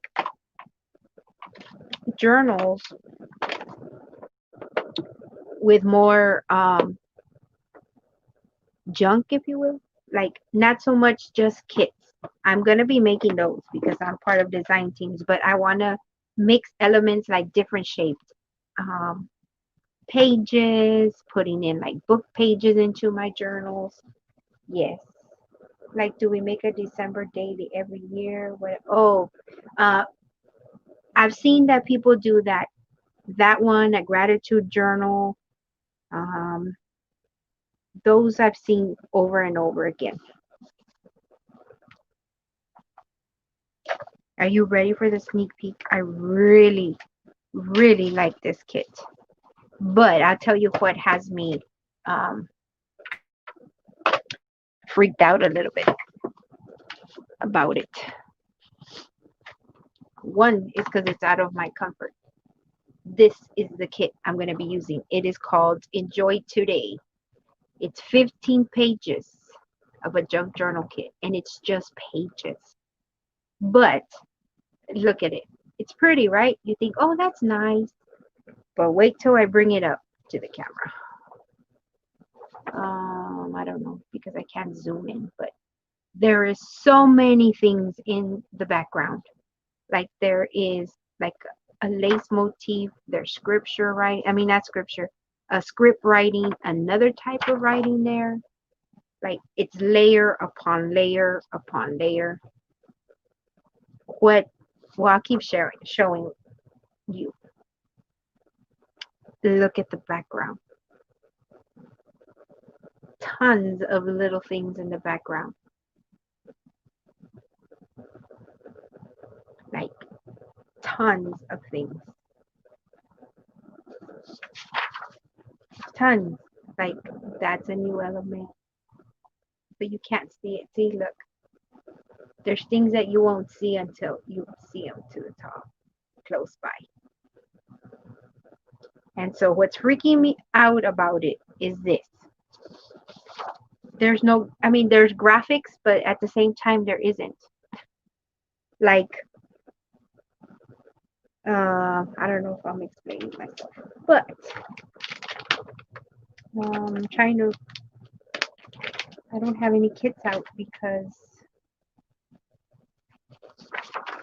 it's very nice, but that's my page. So this is what's freaking me out, I guess.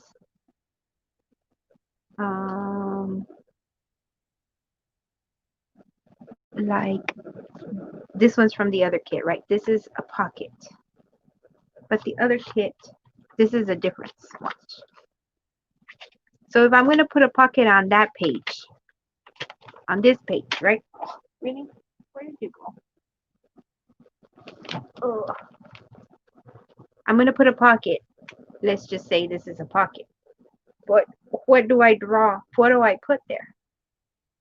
Because there's no graphic. Like, in other words, there's no flowers, right? So I can't put flowers there. Well, I could, but what I'm saying is I have to really use my creativity. Like, what can I put there to match? How do I decorate it? What lace do I put on there? What trims do I put on there?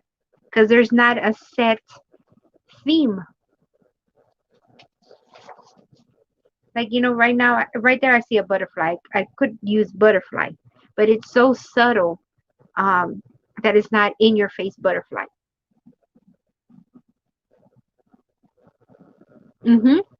Oh, no, just wait till I show you. This is just the pages. I mean, they're gorgeous. They are. And the more in depth, like, you would really have to see them up close because they have like so much layering. Look at the barcode, the tags. There's some more. I mean, there's stuff. It's just, yeah, I have to think about. It's more abstract. It's not such a defined theme. It's very abstract. Like there's script, there's squirrel work, there's gene, there's tags, ledger, graph paper. Very generic, if you will, things in the background. But it's really, it's for me, it's gonna be challenging. And those are just the pages. This is her kit. It comes with pages only. And then you have to buy the add-on to get the ephemera. But check out the ephemera. It's gorgeous. It's just a different style. This is a 10-page add-on. Oh, see, so like I have this, but check it out. Like I have to fully embellish it. Like, you know, look.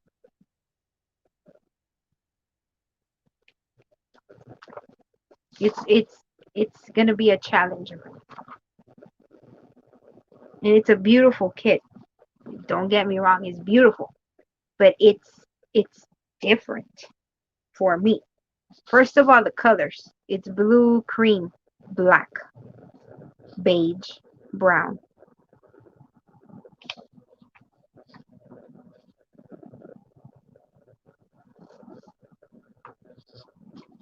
So it's a challenge. It's beautiful. It's a beautiful kit, but I don't know if I'm portraying what the challenge for me is.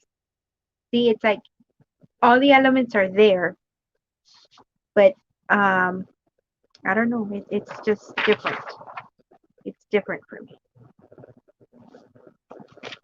So I'm like, oh, kind of freaked out, but I'm excited at the same time because I'm gonna have to really think outside my box. Like, I'll show you the difference with another kit. I think I have. Let me see. What do I have in here? Okay, this is another kit.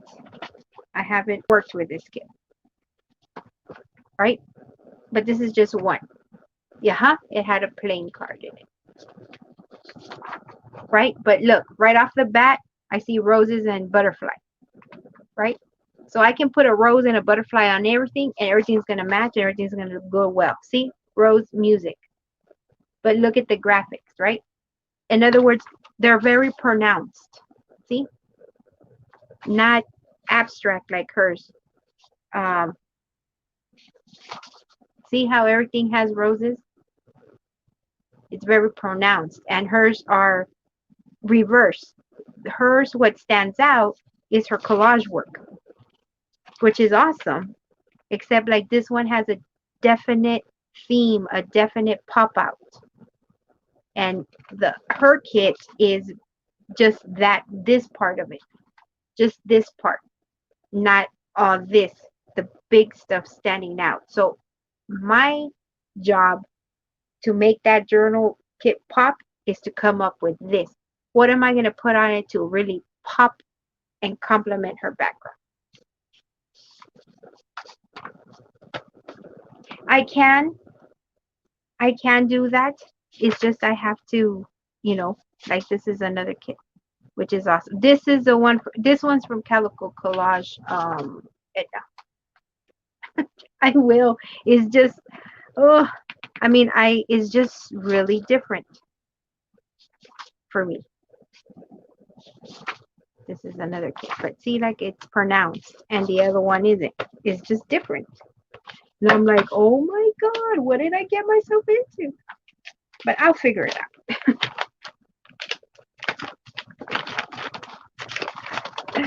Yes, I am too. It's just that I'm like, oh my God, what am I gonna do with it? Like, because, like I tell you, like, like it's the background. So I have to really, whatever like this is 2 pages, right? Like I'm opening the journal. I have to put something here that's gonna make it pop and come out. So I'm like, okay, what can I do? And it's the blue. So nothing that I have in my stash will really work. I mean, the beige stuff, but at the same time, it won't. Hey, D. Because, like, like I could put that there, but it blends. So at the same time, that's what I'm saying. It goes with it, but it doesn't. Because of the way the background is, I can put it here. It's going to blend in, and that's not what I need to accomplish what I want to with this kit.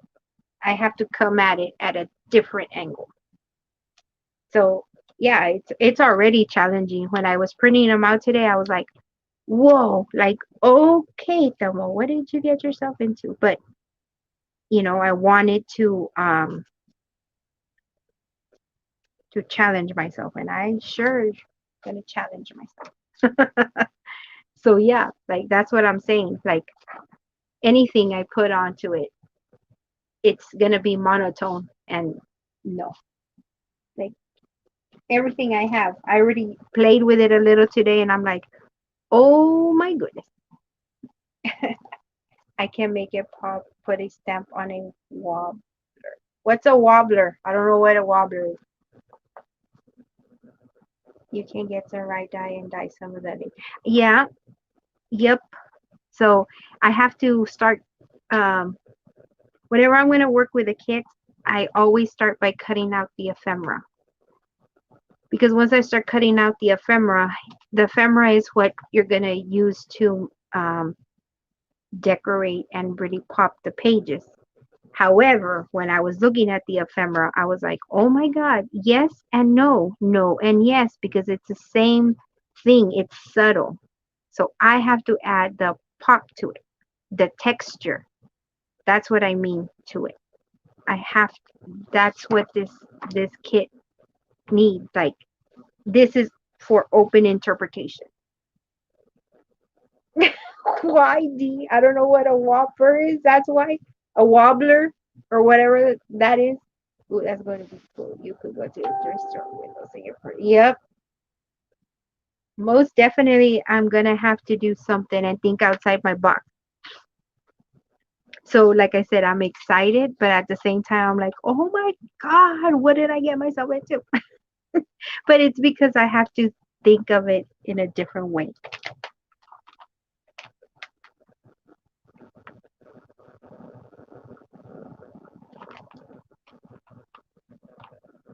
Why were you almost falling on? I don't know what that is. Seriously, I'm not even trying to be funny. Yes, Jacqueline. Yes, it is. It's because I have to come at it at a different angle. Like I really do. Like give me like if I were she has beautiful kits and she had one that I really wanted and of course I got to choose my kit. I'm blessed that she is another designer that lets you choose your kit. Some of the designers out there, if you're on their team, they give you what you need to work on.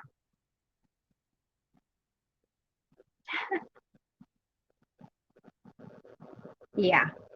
And so there was a kit that I really liked, but it was the same, not the same, but the same colors that I always use. And I'm like, I really want this one, but I promised myself I was going to challenge myself.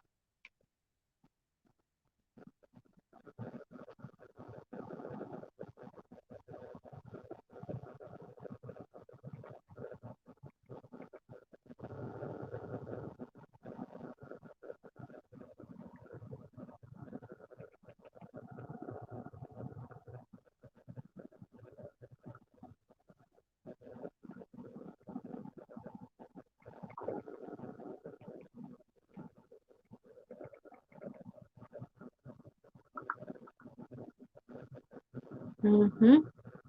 Yeah. And so, yeah, this one I feel like I'm going to need to pop and think outside the box. And even like I said, the ephemera, I like that it leaves it up to interpretation. Like I was working on a kit today. What's that kit? That's a mushroom kit I was working with today. What was I doing with a mushroom kit? Journal page. Like, look at this card, right? It's a bingo card, right? Look at this kit. It's a bingo card. See how it's decorated? See how this is left up to interpretation?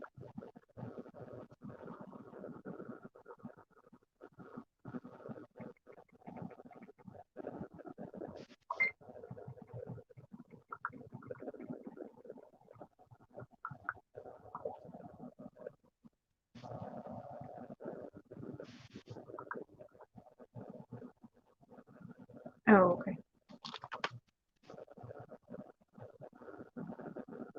Oh, cool.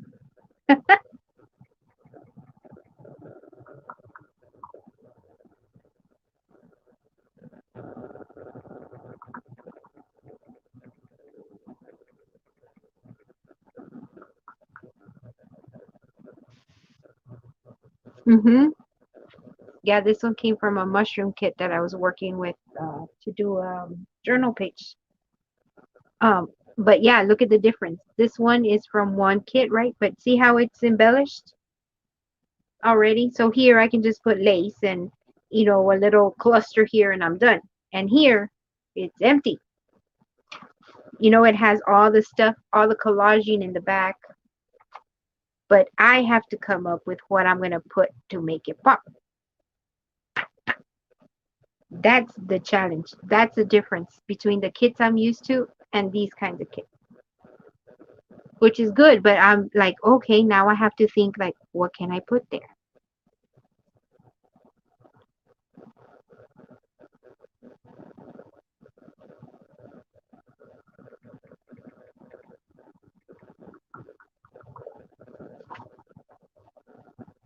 So yeah, it's different. The same thing with the tags. Look, see how they have stuff here, and hers are basically it's the background. Exactly. I don't know, Jacqueline. I think that's what's freaking me out because usually, like today, I printed out this, right? Usually, I would have already cut this out and I already have ideas. Like as soon as I print them out, I'm sitting here and I'm thinking this, and this. And here, I really am drawing a blank. I'm looking at it and I'm like, literally, if you could see me, I'm like rubbing my forehead, like, oh my God, like, what am I going to do? Really and truly. But because it's so out of my usual box, so it really, really is challenging in that regard. hmm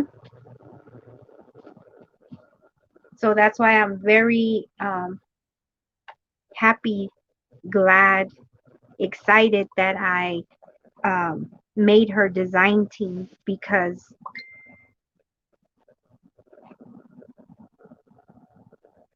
um, her her items are so different than my typical.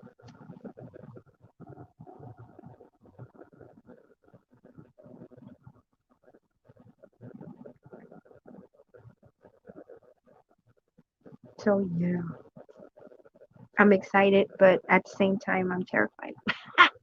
If that makes sense.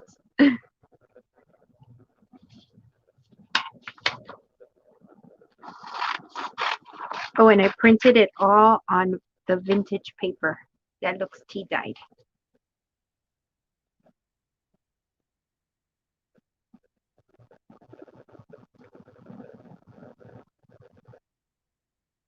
And her kits are very economical, I think, for the amount that you get.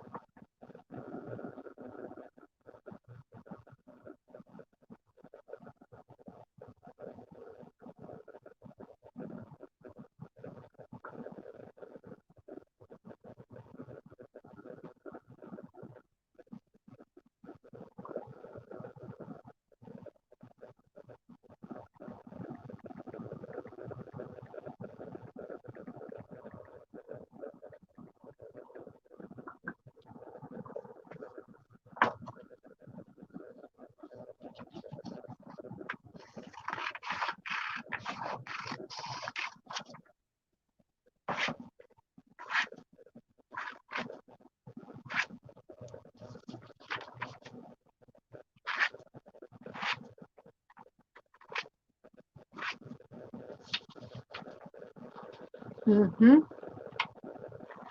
They are because it's like just the pages. You get 15 of them, and it's like $5. And this one I think was like $4, 3.95 I think, or something like that for the 10-page.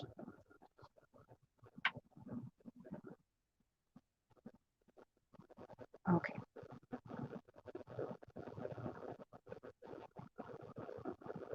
Oops. The heck? What did I do? This one, please.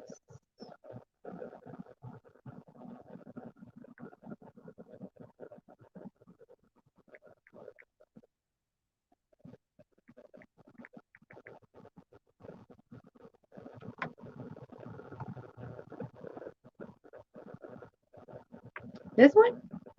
Oh no, these are sharp, but these won't do nothing to me. I'm not afraid of these. They're sharp for the paper, but they've never cut me. The ones that I have cut me are Tim Holtz and the little fabric ones, especially the fabric ones.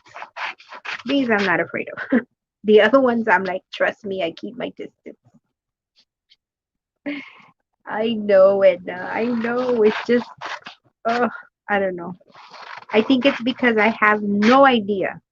Like if it were another kid, I'd be like, oh yeah, I'm gonna do this, this, and right now I'm like blank.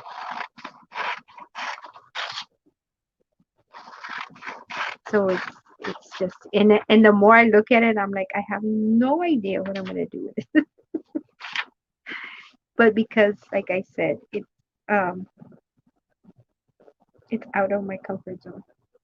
And believe it or not, I found a kit of hers that I was so surprised. I really liked it. And guess what it is? It's steampunk.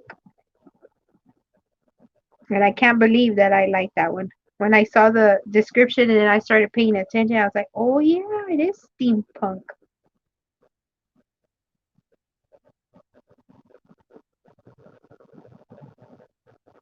But it was it's neat.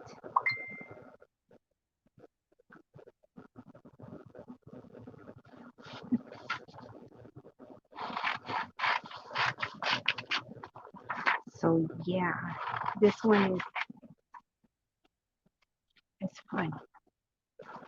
Yeah, I'm surprised Melinda is not in here. I hope all is well. Maybe her husband's off too.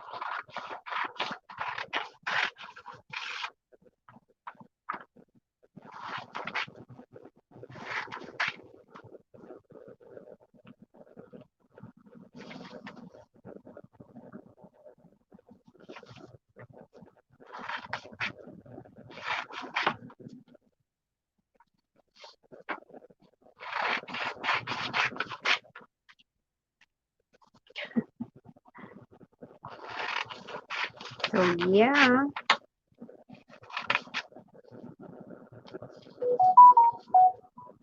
I think in the new year, I wanted to do it in December, but I don't know how that's gonna fan out.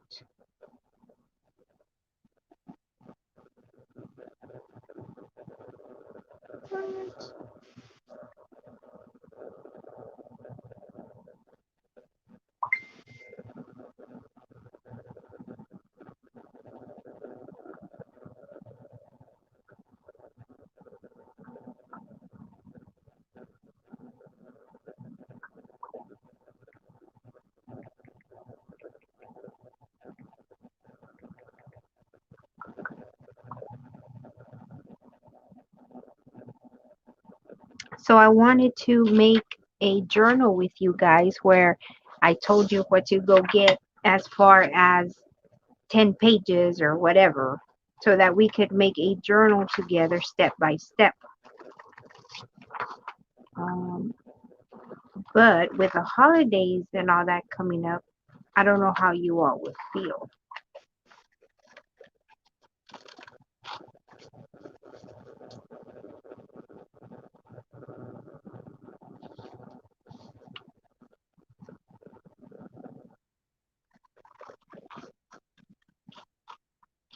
You know, I want to save this. It says enjoy today. I could probably make a little embellishment with it.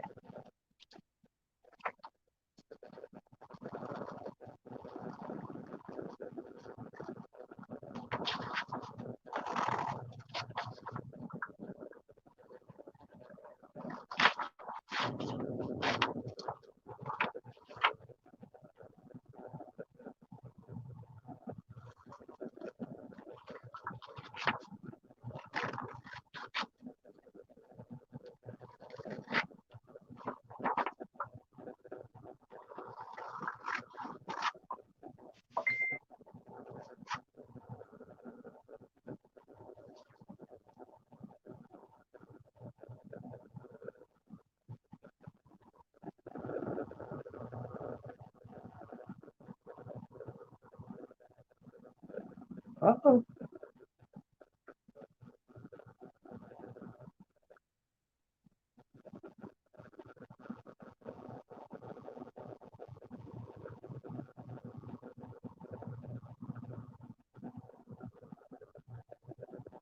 Hmm.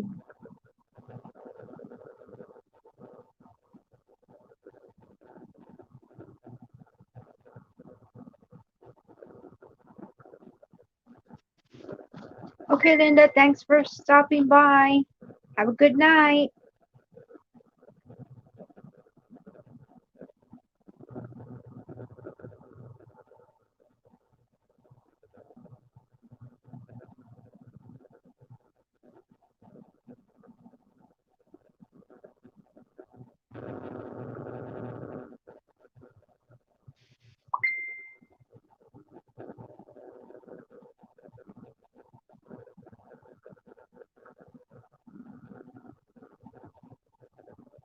I know. That's what I'm thinking also. I'm thinking after the holidays. Because, people are going to start getting busy. Holidays is a busy time. Um, I don't know how it's going to pan out with the whole coronavirus stuff.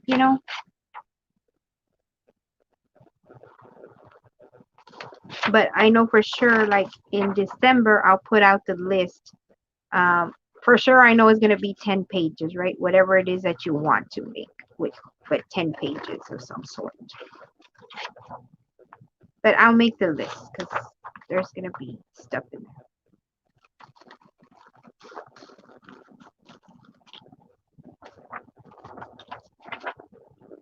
there. Yeah, because the whole holiday thing, here comes coronavirus stuff, I mean, flu season and all this other stuff that's going on in this world.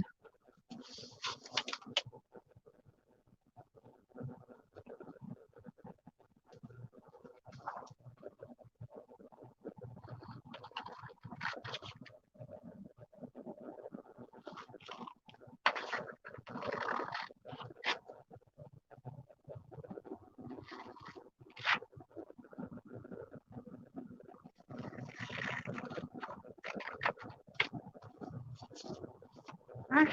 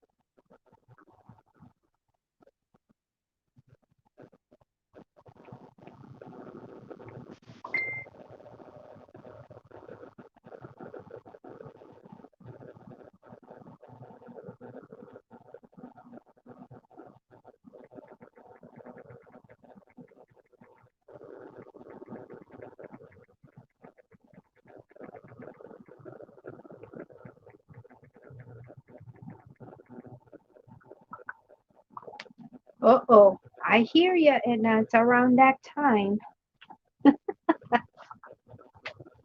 Like you hear her coming down the you hear him coming down the hallway.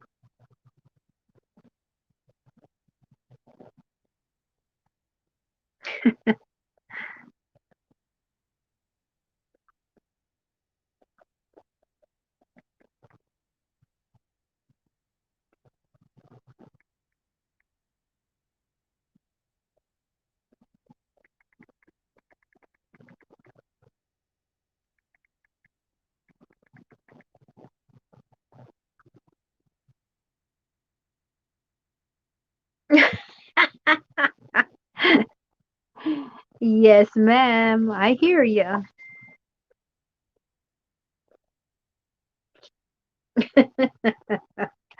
Too funny.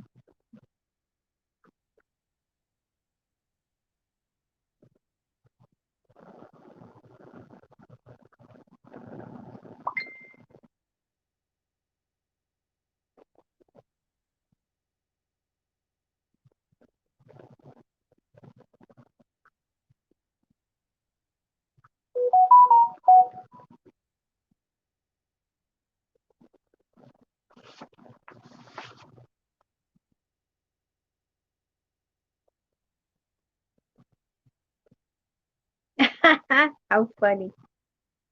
Oh, really, Jacqueline? I don't know.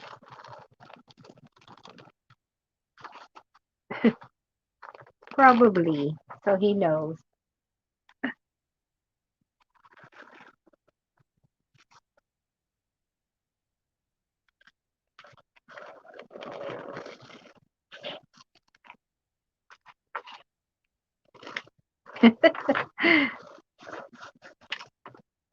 I laugh because when my daughter was smaller, she lived in the hospital like all the time. We're starting September to December. We're in the hospital every other week, literally.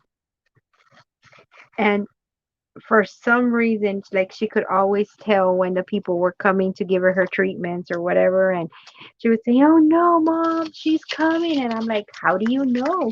She's like, "I could hear her. I could hear the wheels on the thing." That's why I laugh so hard when you say that, because I'm like, "You hear him coming down the hallway?" So yeah.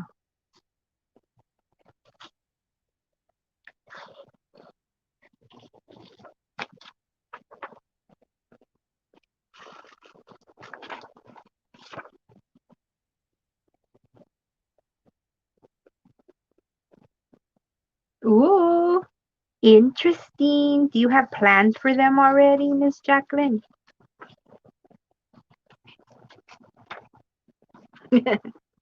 Yeah, she would say, "I already know they're coming." I'm like, "Okay."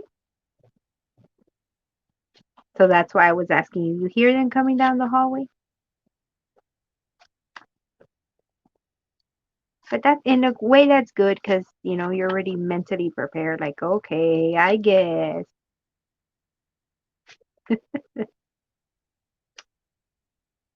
Oops. Yeah. Okay, Edna. You enjoy your night. We will see you tomorrow, Miss Edna. Good night. I prefer pretty much anything besides Jackie.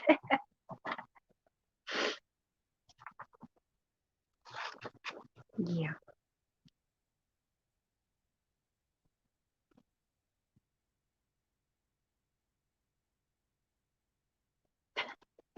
Yes, ma'am. But it's for your own good, Miss Edna.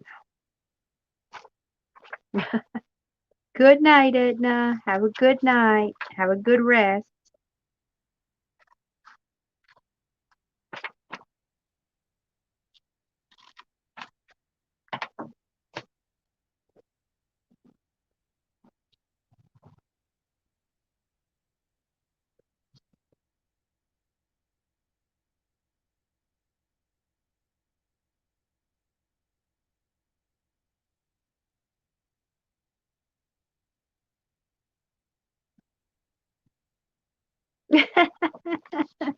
How funny.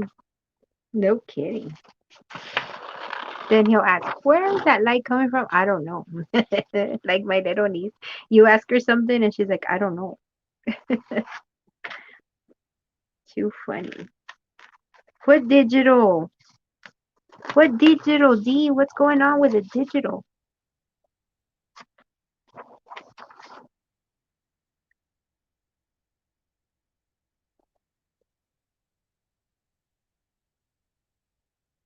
Okay.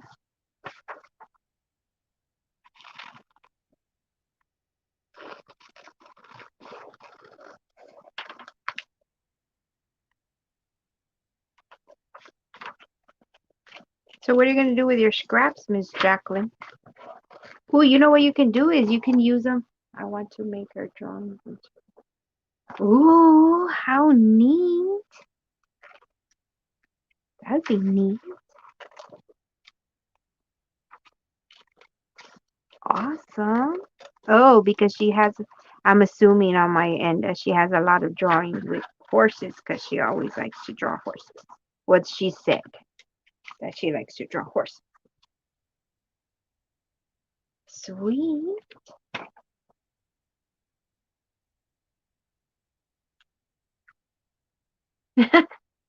Yeah, because you can use them to embellish your tag. At first, Jacqueline, I was into making a stash of things, but then I started working with kits, and I would find it hard for them to work into my kits because I wanted, like, they didn't really match or whatever. But that's because I made the transition in working with kits. Mm-hmm. Oh, I know.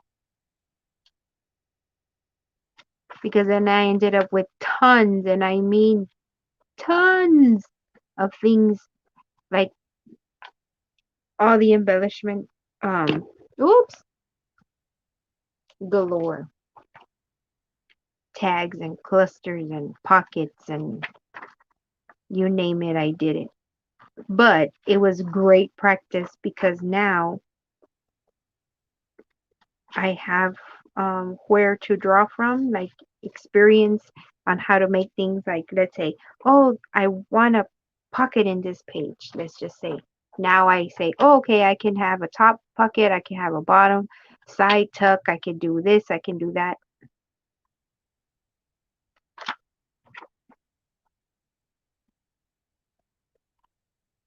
Mm-hmm. Oh, you don't have Facebook. So I was going to tell you to go to our group. We're doing 12 days of Christmas. It's a swap, and you have to make certain things.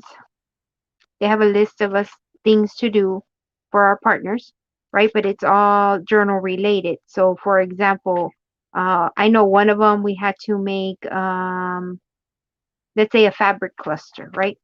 And there's going to be 12 items that we have to make for our partner. But you're not on Facebook.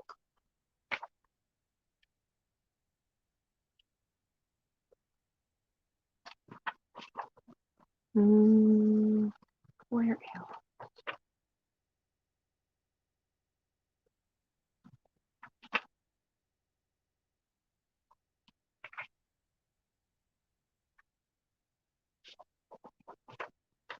You know, a good one to follow along with too. She has a challenge every month. Is the Dear Julie Julie here on YouTube? Because let's say I don't even know what she's doing for November, but I'm sure she already announced it or is going to announce it soon. But let's just assuming on my part, let's just say she's gonna do a gratitude journal. She says, okay, this month's challenge is to make a gratitude journal, but she walks you along the process. She'll say, okay, today we're going to work on putting together our signature. I need you to gather 10 things to make your signature. And she walks you through the process. So when you start embellishing the pages, she'll say, today we're working on pockets. And it's like a tutorial on how to make pockets. Ooh. Uh-huh. Yes, Melinda does her challenges, but she's really good because on the challenges, they're like mini tutorials. They're really good. I would check her out. She's really, really good. And she uh, designs digital, so she'll use hers, but she's also really good at using non-kit stuff, like, junk mail, things that anybody could find around their house, stuff like that.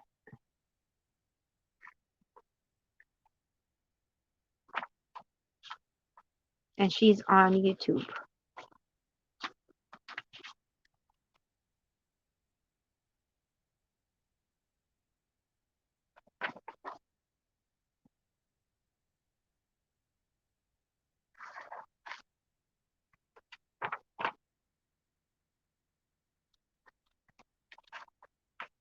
Mhm.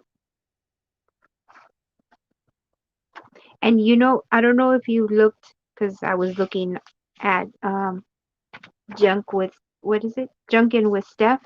She has a beautiful autumn kits. I thought of you when I was looking at them.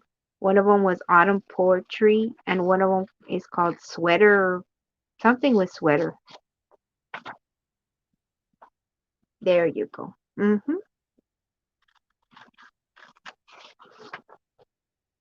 Yes, ma'am.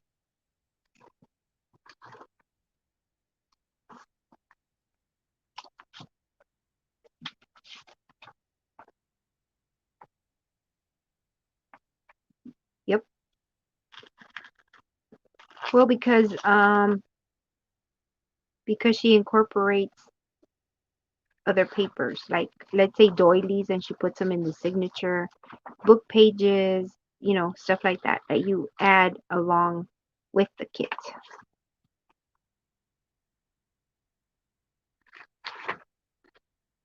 I used to do my journals that way, not anymore, because then that's how they ended up being chunky monkeys. Like this one has 15 pages, right? So that's already, if I divide that into 3 signatures, that's 5 pages uh, in 3 signatures. Like, plus it's still not embellished. It still doesn't have anything inside. So then there'll be a chunky monkey.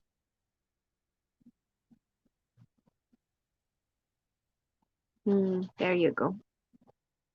Yeah, that's another avenue of things, the vintage stuff.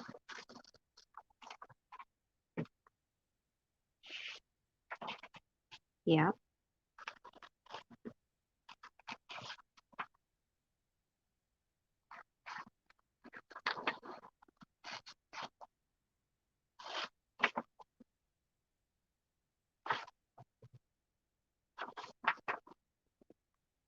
Yeah, because like me, I printed all of these on the vintage paper because it looks tea-dyed, and I thought it went really well with the kit. So I'm going to have to back everything up, meaning I'm going to have to glue this to cardstock or music paper or something or other, because it's really thin paper. But I have somebody donated or gave me a box of this paper. Instead of tea dyeing it or coffee dyeing it, I just use it because it's really flat and it's naturally has a patina in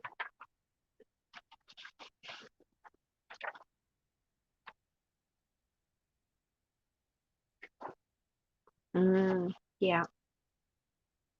Yep. And there's vintage to vintage also, like grungy vintage to pristine vintage. Yeah, it all depends what look you want, you know, what you're doing, the theme you're working with, who is it for, why are you doing the journal, are you selling it, are you gifting it, is it a custom order, does a person only want new stuff, does a person want frilly stuff,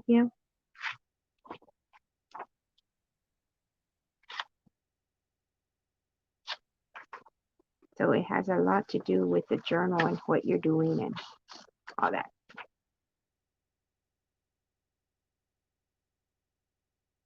Ooh. This one is vintage computer paper. It's aged, like it looks like it's tea dyed. But I usually print on 22-pound copy paper. It's thicker copy paper than the regular copy paper. And on my covers of my signatures and the cover of my journal, I usually use cardstock, 110-pound cardstock. And on these, I didn't print any on cardstock. I don't know what I'm going to do with these yet.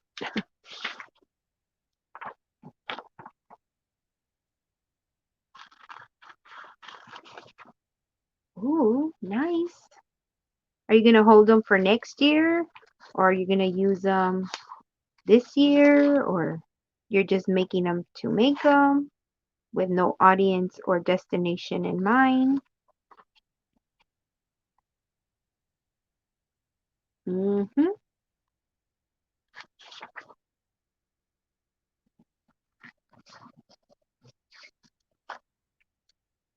Yeah, you're working. Um, you know what you could do, Jacqueline? And this is just an idea, so that you don't have 4 journals sitting on a shelf without a destination, or if you're not going to use them, to write on, is that um, you can make yourself, let's say those four journals that you want to make, but make them sample journals, meaning that those are going to be the journals that you're going to refer to so that you can get experience, like let's say making 10 different pockets. It's just an example. Or 3 different types of tags, or whatever it is that you want to try. And so you have a literal sample that you can look at. And you can also, I don't know if you watch Gail Agustinelli, but she has ephemera ones, she has pocket ones where she has a journal, right? And let's say she has this tag, right? She has this tag and she did sewing and she did clusters or whatever she did on this tag. And on the back, she'll make her little notes like, remember to ink and then sew, or don't use glue, use glue stick. And so she makes her little notes on it and she sticks it in that sample journal. So when she is looking for ideas, like sometimes, you get blocked and you don't know what to put in a journal. You're like, man, I need a tag. I remember I made this one. So she takes it out, and on the back, it has like little tips or how to do it. Or you can write the tutorial and the YouTube channel. Okay, Dee, thanks for stopping by. I will answer your questions through message.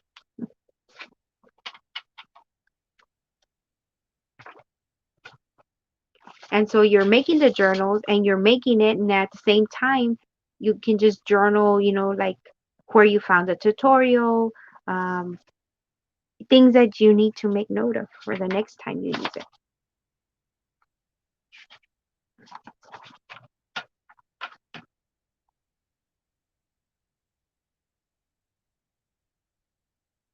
Well, you can continue your series, but those tags that you're making, like keep one in your sample journal, like those 4 journals that you were gonna do in the fall theme, whatever it is that you were, you know. And she has it. I think they're called sample books, or she has them on her channel somewhere. I think she calls them sample books or something like that. And then she has a journal, and then she has one that's all ephemera, like that's where she like has tickets and how to do them different ways, and the journal cards, all the ephemera. And so when she wants to do something, or like she gets a happy mail, right, from people, kind of like the same thing that I'm gonna start doing again, where I had my binders before. I had a whole library of binders where when I do swaps, like this one right here is a journal page, just one journal page, right? So I'm gonna hole punch it and put it in a binder. And did I write on this one? I don't think I've written whose I got it from. But I will put who it's from. No, I haven't done this one. That's why I have it out still. I'll put who is it from, what swap, what group, in case I need to ask her something. Or if I made it, like the one I made for the journal tutorial, like that one I made um, because I'm going to make my binder library again for myself. And so I'm doing it as content on my channel. But I'm keeping that for a sample for me.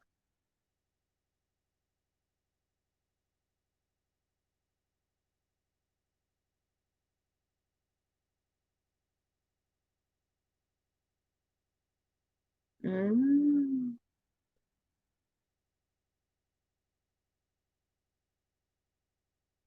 yeah.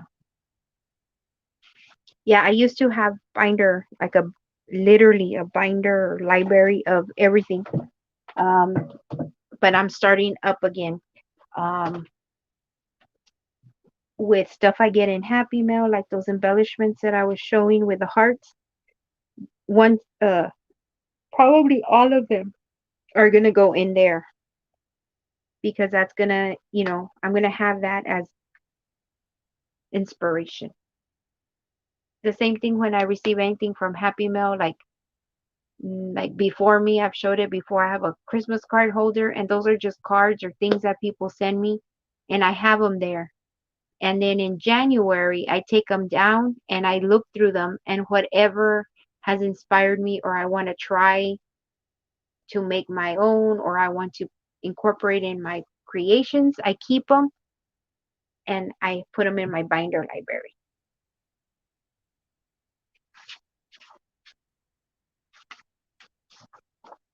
You can also keep one digitally with screenshots from Pinterest or make a Pinterest board. There's different ways of doing it. And that's why, like before, I used to have a library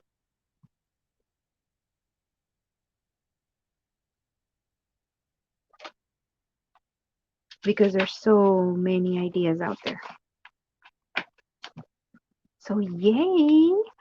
I finished those 3 journal. Actually, yeah, I finished 3 of them. I have to finish doing the spine, and then I get to decorate them, and then make my video, and I'm done for that for November, and then I can start on this soon. I don't have. I'm realizing.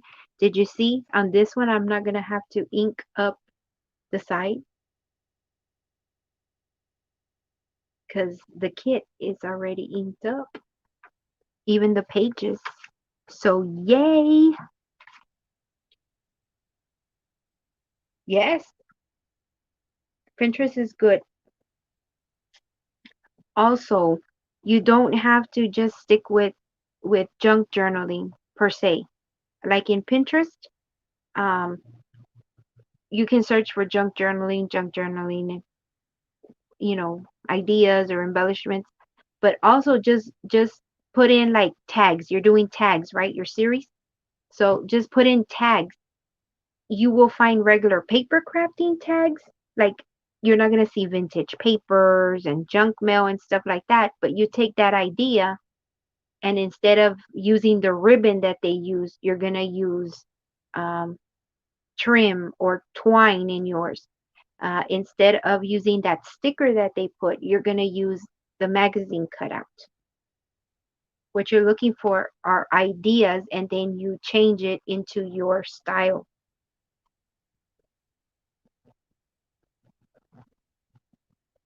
So you don't have to stick to just junk journaling.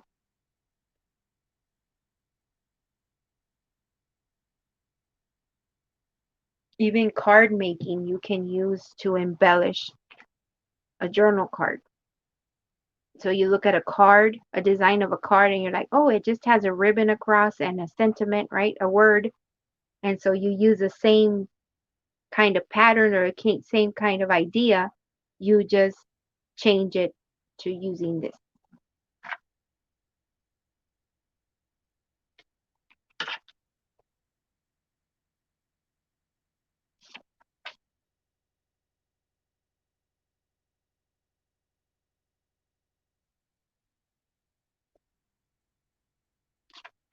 Um, you can try to come up with your ideas. Um, you can.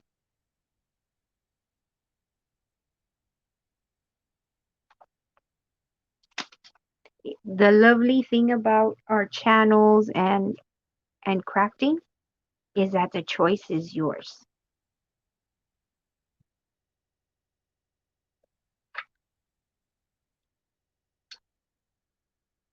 Oh, really?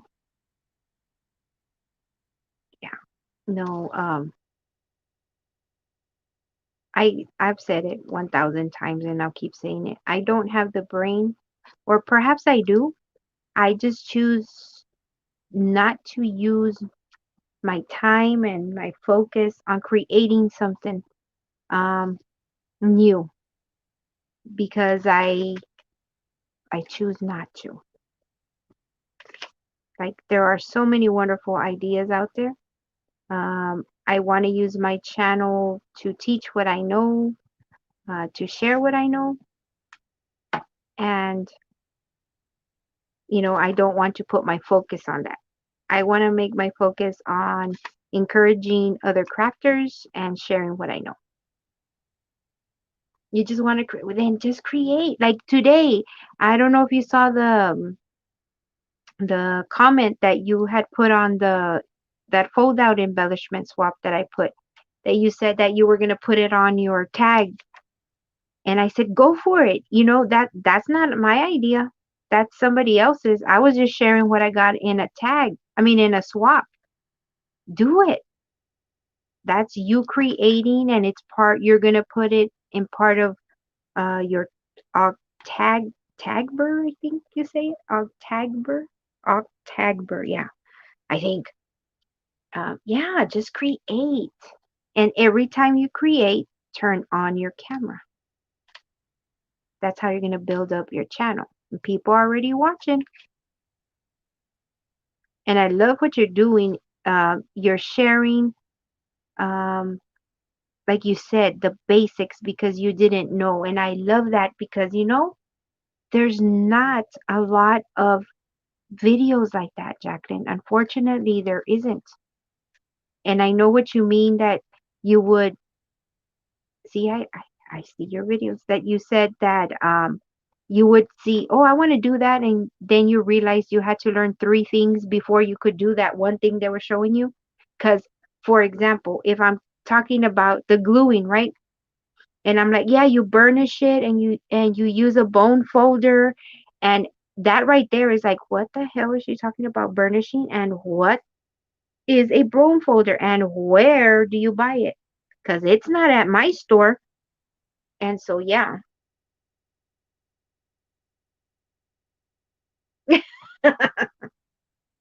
You're so funny. Well, the one I haven't even done mine. I need to make some for my swap partner. I haven't done it. I tried it all day today and I kept messing up. And then Edna's like, "Show us how to do it." I'm like, "Well, I this is how to do it," and it came out fine. But it's because I wasn't thinking about it. So I have to make 3 steps.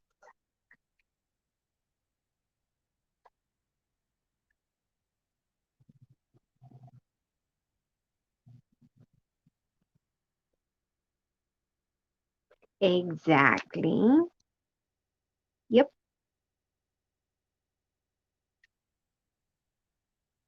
Yeah. So though that's great. Yes, Edna is a hoot. She's she's an awesome lady. I've known her for many years, and Edna, um, Edna and I met through a group on Facebook, and it was one of the first groups that I joined on Facebook, where I joined swaps. So Edna said the other day that I was showing how to take your tag up a notch and showing how to layer and stuff like that. And I was telling them, like, when I began, I would just literally cut a tag out and just did put the sticker and the ribbon, and that was my tag. And it was like, I remember when you used to do them that way, because she has seen my work since day one. Ooh, nice. Mm-hmm.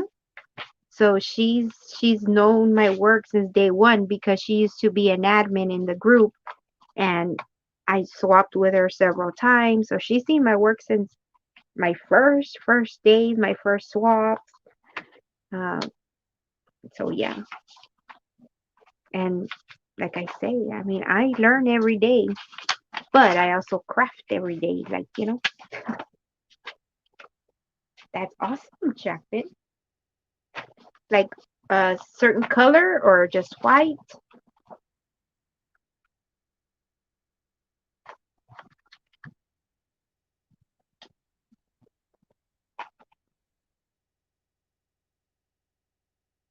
Mm-hmm. Yes. I have some, when I started doing YouTube, I was already way better. Those were not my beginning days, but I can still see the change.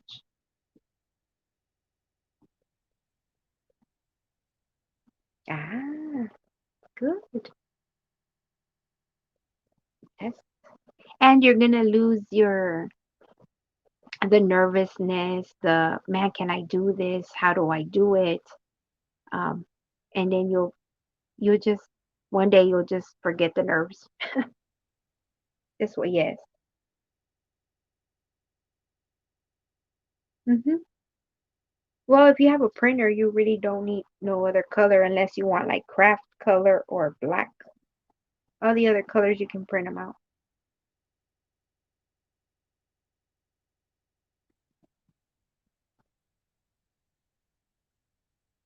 But yeah, it's interesting and it's fun. At least I really enjoy crafting. For me, it's my therapy. Literally, it helps me through my days. And see, like I turned on the camera today, I did my 3 signatures for those 3 journals, which are my November design team project for that one. I did my November gratitude journal. So I did 4 journals. Well, I have to finish the other ones decorating them. I fussy cut this out, so that's ready. So now I can sit down and make this journal.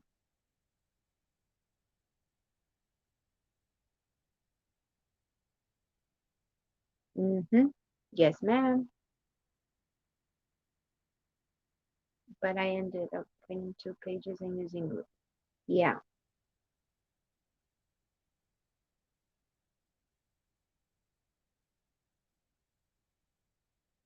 What, doing your lives?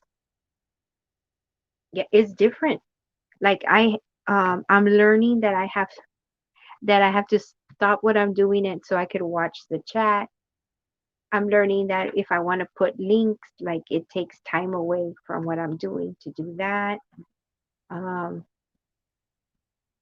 however, like if I had to, yes, exactly. It's very challenging when you have to do both ends. If you want to post links, if you want to post on the site, um, you girls are really good at asking questions, and I'll tell you, the links I really would like to do that. More, often, but it is challenging, especially like if I had a computer, it would be better because then I could just copy and paste. I would have everybody's links or whatever I was going to talk about and then just post it, copy and paste. And right now I have to go look for it on my tablet but I will figure it out. And then like here I open it up to what, you know, the watchers want to do. Like yesterday, Dee and Ed wanted me to show you how to sew the put the pages together of the signature. So that's what I did today. But I work it into my schedule. Like I'm not just doing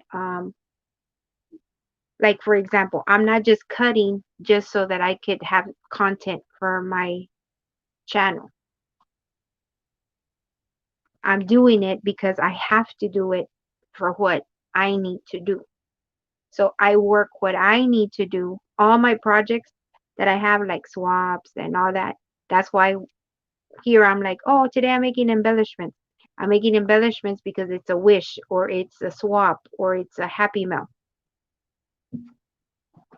And then I can still tell you what I'm doing.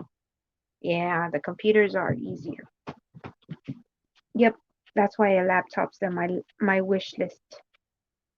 Eventually I'll get one. But yeah, I work it into my thing. I have to because if I had to think of content or what to do during the lives, it would be harder for me. Oh no. No, I don't take them the wrong way. They're questions, they're inquiries. Yeah, no, that's what I craft, like that's what I do. Plus I do orders and all that, but I work it into what I'm doing here. That's why I've always said I'm on live. Somebody asked me the other day how I could get on live and every day for the amount of hours I do, like 2 hours, and how do I keep the content going? I'm like, for me, whether or not the camera is on, I'm gonna be crafting. I do, because crafting is my hmm crafting is my therapy. It helps me deal with my pain levels. It helps me distress, and so for me, I love it. I That's why I do crafting. Um, I do a lot of swapping because it's made me a better crafter, and it challenges me because then like what am I doing? Like those fold out embellishments, the little heart things. Um, I had seen that tutorial on G Kerr's channel, and I'm like, oh, those are cute and whatever, right? I'm like, but it's not for me.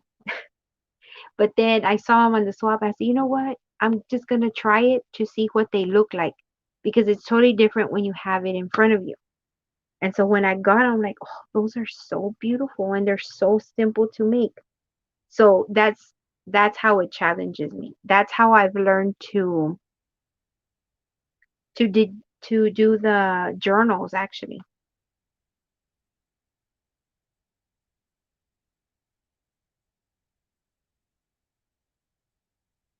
hmm No, they are they're options that I insert myself into the swaps. Like I don't have to do them. Um, when I do the granting of the wishes, I like to do homemade things because I'm crafting. So if somebody says that they want embellishment, right? That's why the other day I was making embellishment. I'm like, okay, I like to do those. I make embellishments for that. Um, I send out my tags because those are easy to make for me. And it really challenges me as a crafter. And that's what grown me as a crafter is the swaps. Like that's why I was telling you to get on Facebook because like this swap right here, they have it every month, and it's uh to do one journal page. So you fold a paper in half and make a journal page. But look at the journal page she sent me, like gorgeous, like gorgeous. And so from here I get tons of ideas. Like this is a little embellishment, right? And then look at the layering, like she gave me ideas. She gave me ideas in the paper clip, and that was part of the swap that we had to make paper clips, whatever style. So she made that style, and that's why I was telling you get into Facebook, but I know you can't. Um, so yeah, I mean, and this gives me tons of ideas, like where to put, you know, like this, the ribbon to catch attention. Look at the little buttons. I mean, tons and tons of. Look at the simple little pocket she made here. And this is just from one thing. Like look at the fold out she made, but look at the corner punch. And this is one swap. I mean, just look at her tags, the way she layered them. Yes, ma'am, so do I. It's time to get off and get some rest for me too. So thank you so much for your support, Jacqueline. We will see you tomorrow again at 8 p.m. Central Standard Time. Good night. Yes. Yep. I love it. Bye, girl. Good night.